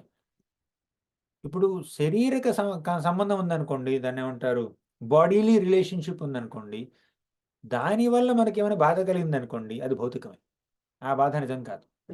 మహాభక్తులు చనిపోతే ఇతర భక్తులు బాధపడుతూ ఉంటారు, అది ఆధ్యాత్మికం, అది స్పిరిచువల్ ఎమోషన్స్ అనమాట. కానీ మామూలుగా వ్యక్తులు చనిపోతే భౌతిక పరంగా వారితో మనకు సంబంధం ఉన్నప్పుడు అటువంటి వ్యక్తులు చనిపోతే మనకు కలిగే బాధ భౌతికం. చాలామంది ఏమిటంటే వీళ్ళు లేకపోతే నేను ఎలా బ్రతుకుతాను అన్న భావనలో ఉంటారనమాట. పోయావా, వెళ్ళిపోయావా, ఇప్పుడు నా గతి ఇంకా అని అంటారు. మన గతి మీద అక్కడ ఫోకస్ అనమాట. వాళ్ళ గతి ఏమిటో మనకు తెలియదు. వాళ్ళు స్వర్గానికి వెళ్ళారు అంటే, స్వర్గానికి వెళ్ళాడు ఏమో ఎవరికి తెలుసు, నన్ను వదిలిపెట్టిపోయాడు అనుకుంటారు. నరకానికి వెళ్ళాడు అంటే వాళ్ళు స్వర్గానికి వెళ్తున్నారో, నరకానికి వెళ్తున్నారో, వైకుంఠానికి వెళ్తున్నారో, వాళ్ళ గతి మీద వీళ్ళకి ఏమీ ధ్యాస లేదు. నా గతి ఇంకా వాళ్ళు లేకుండా నేనెలా ఉంటాను అన్నటువంటి ఒక భావన ఉంటుందన్నమాట. మనం ఎవరిని ఇష్టపడినా వారు మనకి ఏదో సంతృప్తి కలిగిస్తున్నారని, వాళ్ళు ఏదో మనకి ఏదో మంచి మేలు చేస్తున్నారని మనం వారిని ప్రేమిస్తామే తప్ప వారిని ప్రేమించడం అనేది భౌతిక పరంగా చాలా తక్కువ. ఒక వ్యక్తిని వ్యక్తిగా ప్రేమించడం చాలా అరుదు. ఆ వ్యక్తి నాకెలా ఉపయోగపడతాడు చూసుకుని, అది ఉపయోగపడితే అప్పుడు వారిని ప్రేమించడం అనేది చాలా వరకు ఈ ప్రపంచంలో వ్యక్తుల్లో మనం చూస్తూ ఉంటాం. ఇదంతా అహంకారం. అహంకారం అంటే కేవలం గర్వం అనే కాదు. అహం అంటే మనం ఈ ఈ భౌతిక ప్రపంచంతో మనల్ని మనం గుర్తుంచుకోవడం అసలైనటువంటి అహంకారం. నిజమైన అహంకారం ఏమిటంటే ఈ భౌతిక ప్రపంచంతో, ఈ భౌతిక దేహంతో మనల్ని మనం గుర్తుంచుకోవడమే అహంకారం అన్నమాట. మనం ఎప్పుడైతే మనల్ని ఈ దేహాలుగా భావిస్తామో, ఈ శరీరాలుగా భావిస్తామో, ఆ శారీరక సంబంధాలన్నింటినీ మనవిగా భావిస్తాం. అహం మమేతి.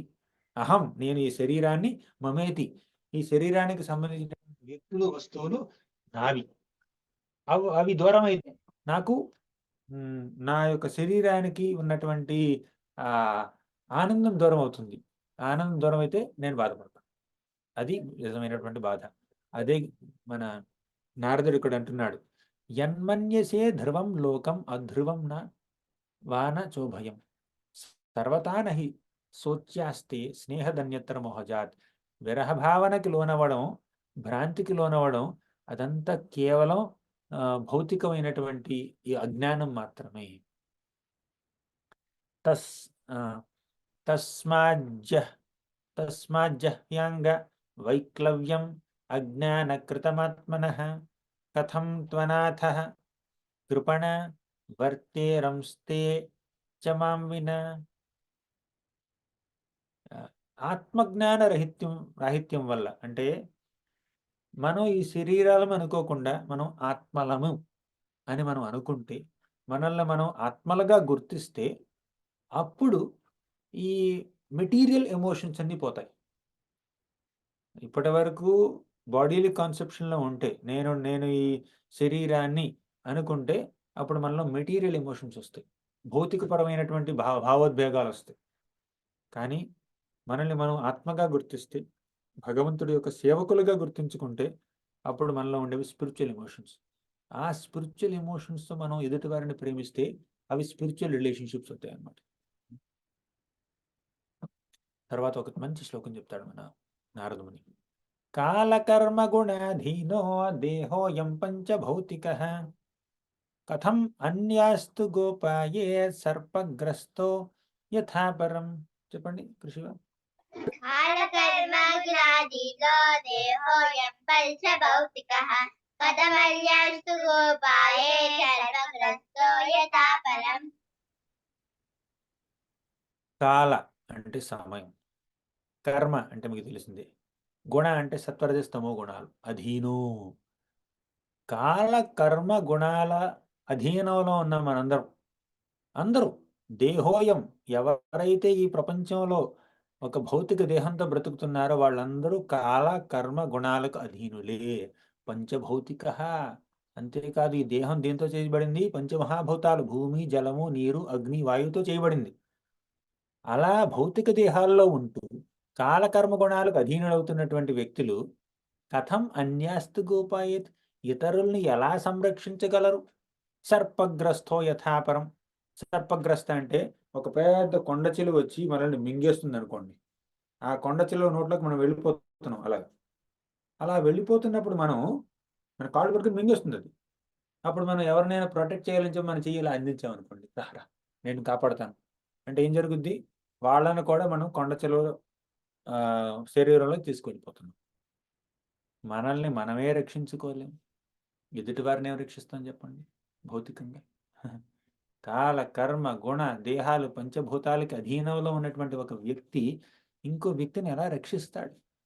యుధిష్ఠిర మహారాజా, నువ్వు అనుకుంటున్నావు నీ యొక్క పినతండ్రికి, పెదనాన్నకి, తర్వాత నీ యొక్క తల్లి గాంధారికి, విదురుడికి నువ్వు సంరక్షకుడివి అని నువ్వు అనుకుంటున్నావు.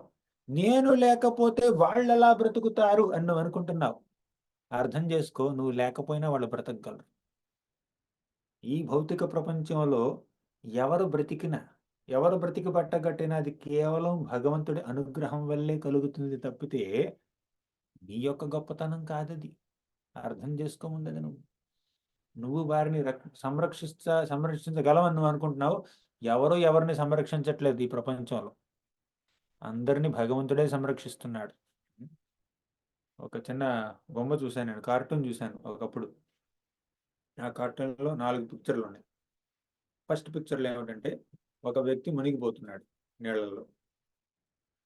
రెండో పిక్చర్లో ఇంకో వ్యక్తి వస్తున్నాడు ఆ మునిగిపోతున్నటువంటి వ్యక్తిని రక్షించడం కోసం. మూడో పిక్చర్లో ఇద్దరు కలుసుకున్నారు నీళ్ళల్లో.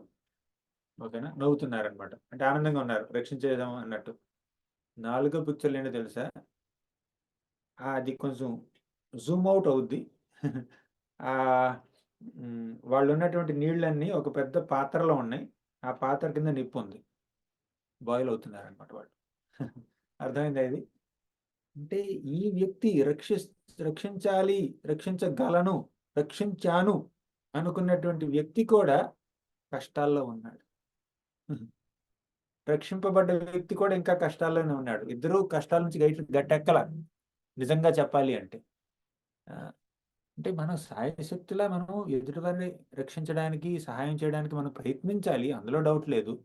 కాకపోతే మనమే ఎదుటివారి సంరక్షకులము అనుకోవడం తప్పు. అదే నారదముని చెప్తున్నాడు. సర్పగ్రస్తో యథాపరం. నిన్నే తిమింగలం మింగేస్తుంటే నువ్వు ఇంకొకరికి ఏం చెప్పగలవు, ఇంకొకరికి ఏం చేయగలవు? అసలు సంరక్షకుడు భగవంతుడే అని ఇక్కడ అంటున్నాడు. అహస్తాని సహస్తానాం అపదాని చతుష్పదాం ఫల్గూని తత్ర మహతాం జీవో జీవస్య జీవనం. అహస్తాని సహస్తానాం. హస్తాలు లేనటువంటి జీవరాశులు, హస్తాలు ఉన్నటువంటి జీవరాశులకి ఆహారం. అపదాని చతుష్పదం. పాదాలు లేనటువంటి జీవరాశులు, పాదాలు ఉన్నటువంటి వ్యక్తులకి ఆహారం. ఫల్గూని తత్ర మహతాం. గొప్ప గొప్పగా అంటే గొప్ప జీవరాశులకి చిన్న జీవరాశులు ఆహారం. జీవో జీవస్య జీవనం. ఒక జీవి ఇంకొక జీవి మీద ఆధారపడి ఉంటుంది. అది సృష్టి నియమం, లా ఆఫ్ నేచర్, భగవంతుడు పెట్టినటువంటి నియమం అది. చాలామంది అంటూ ఉంటారు, మీరు మాంసాహారం తినకూడదు అంటూ ఉంటారు. మరి కూరగాయలు ఎలా తిందాం మనం? మొక్కలకు కూడా జీవం ఉంది కదా, మొక్కలకు కూడా జీవం ఉంటుంది కదా, వాటిని కూడా కోసుకుని తింటున్నాం కదా మనం. ఆ పళ్ళు కానీ, ఆ కూరగాయలు కానీ అవన్నీ కోసుకుని తింటున్నాం. తోటకూర, గోంగూర అయితే పూర్తిగా మొక్కనే బయటికి లాగేసి తింటున్నాం మనం. అట్లీస్ట్ వంకాయలు, బీరకాయలు అయితే చెట్టు పండిని కోసుకుని తింటున్నాం, చెట్టు చచ్చిపోవట్లే. కానీ గోంగూర, తోటకూర అదంతా మొత్తం వేళ్లతో సగం పెహలించుకుని తింటున్నాం మనం. ఇది ఎంతవరకు సబబు అని మనల్ని చాలామంది ప్రశ్నిస్తూ ఉంటారు.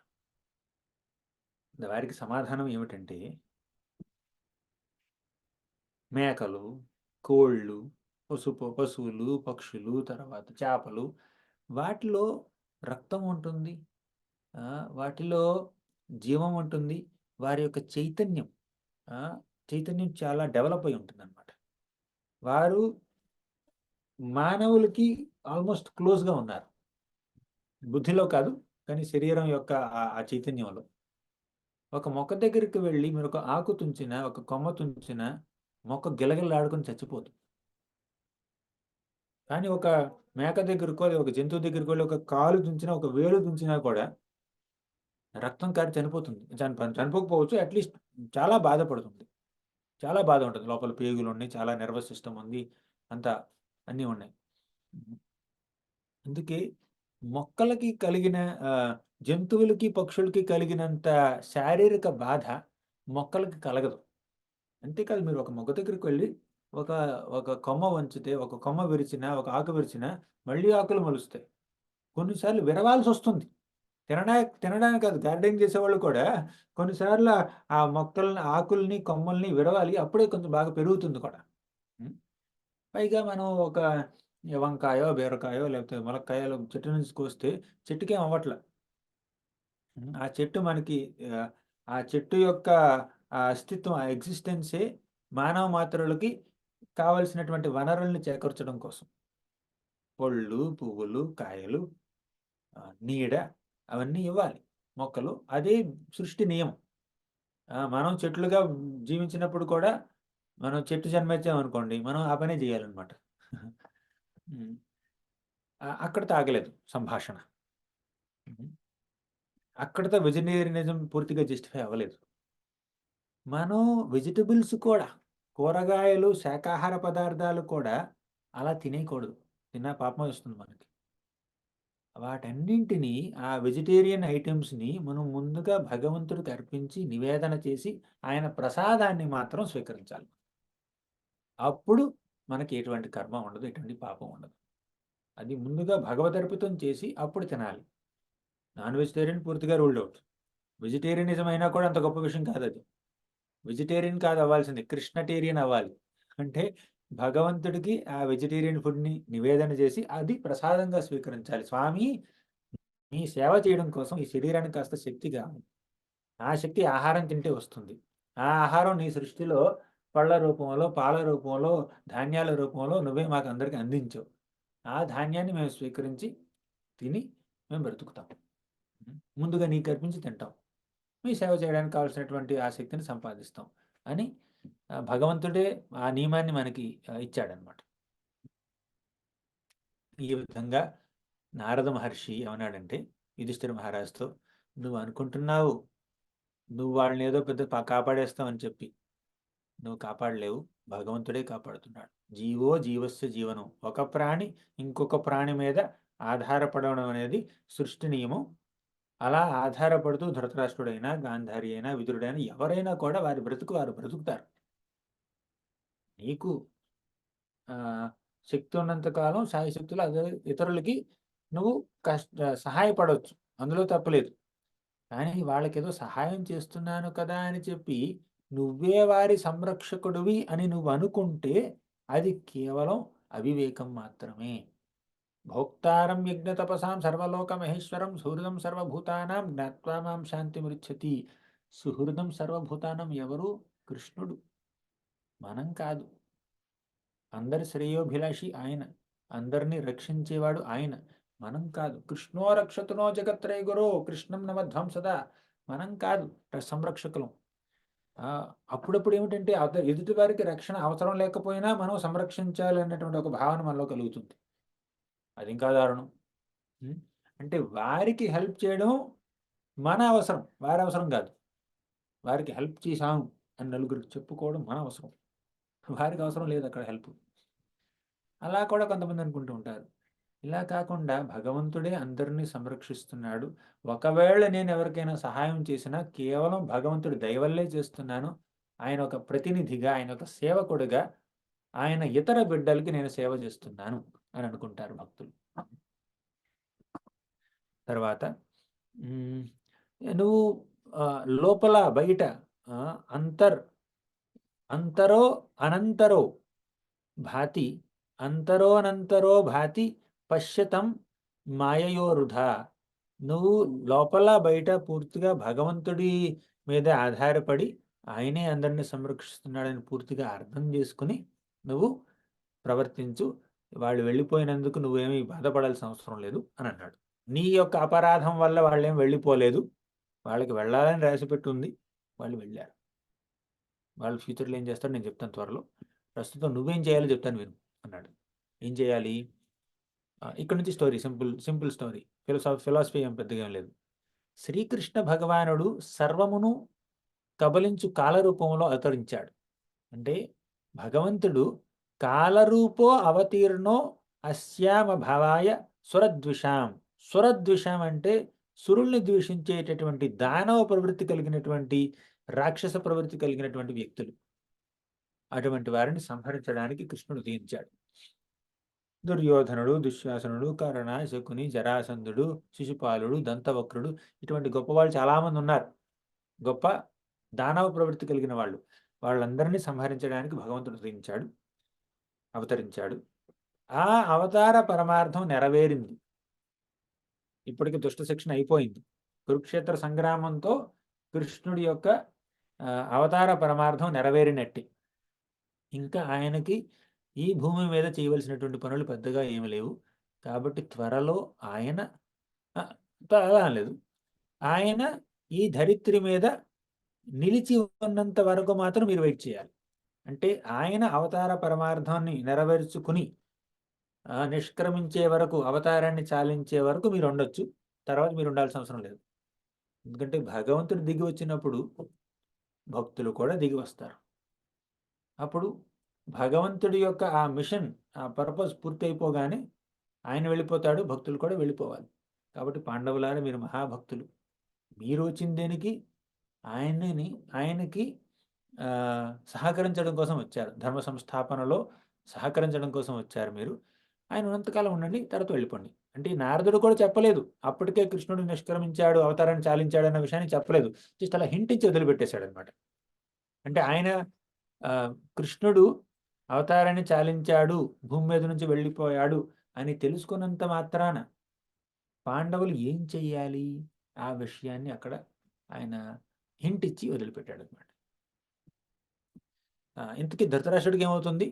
ధృతరాష్ట్రుడు, గాంధారి వాళ్ళు హిమాలయ పర్వతంలో దక్షిణ ప్రాంతానికి వెళ్తారు. అక్కడ సప్తస్త్రోతం అనేటటువంటి ఒక గంగానది పాయ ఉంది. అక్కడికి వెళ్ళి వాళ్ళు అష్టాంగ యోగ చేస్తారు. ఎవరు? ధృతరాష్ట్రుడు, గాంధారి. తర్వాత కొన్నాళ్ళు అష్టాంగ యోగ చేసిన తర్వాత ఆయన భగవంతుణ్ణి తలుచుకుంటూ ఈ దేహాన్ని విడిచిపెడతాడు. తన దేహంలో ఉన్నటువంటి యొక్క ఫైర్ ఎలిమెంట్ ఉంటుంది చూడండి, అగ్ని ప్రజ్వలమై అగ్నిలో దహించుకుపోతాడు ధృతరాష్ట్రుడు. ఇక ముక్తిని పొందుతాడు. ఇక భౌతిక కర్మల్ని పూర్తిగా సన్యాసించి వాళ్ళు నిష్క్రమిస్తారు. అదే అగ్నిలో గాంధారి కూడా ప్రవేశించి భర్తతో పాటే ఆవిడ కూడా చనిపోతుంది. అది వాళ్ళకి జరిగేటటువంటి ఇది. తర్వాత విదురుడికి ఏం జరుగుతుంది? విదురుడు ఈ ప్రపంచాన్ని విడిచిపెట్టి వెళ్ళిపోతాడు. తర్వాత మళ్ళీ యమరాజు అవుతాడు. ఈ విషయాలన్నింటినీ మన నారదముని యుధిష్ఠిరుడికి చక్కగా వివరించి చెప్పాడు. మీరు అక్కడికి వెళ్ళి విదురుణ్ణి కానీ, గాంధారిని కానీ, తర్వాత ధృతరాష్ట్రుని కానీ మళ్ళీ తీసుకురావడానికి ప్రయత్నించొద్దు. అంతేకాదు వారు చనిపోతారు అక్కడ నువ్వు తెలుసుకున్నావు కదా, అంత్యక్రియలు చేయడానికి కూడా నువ్వు తీసుకురావాల్సినటువంటి అవసరం లేదు. ఎందుకంటే అంత్యక్రియలు చేయవలసినటువంటి అవసరం లేదు. ఎందుకంటే ధృతరాష్ట్రుడి యొక్క దేహం పూర్తిగా దగ్ధమైపోతుంది. విదురుడు తీర్థయాత్రలకు వెళ్తాడు. అక్కడ నుంచి ఆయన లోకానికి ఆయన వెళ్ళిపోతాడు.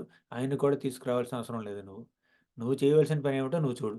నీ యొక్క మిషన్ మీద నువ్వు ఫోకస్ పెట్టు అని చెప్పి మన యుధిష్ఠిరుడిని ఓదారుస్తాడు.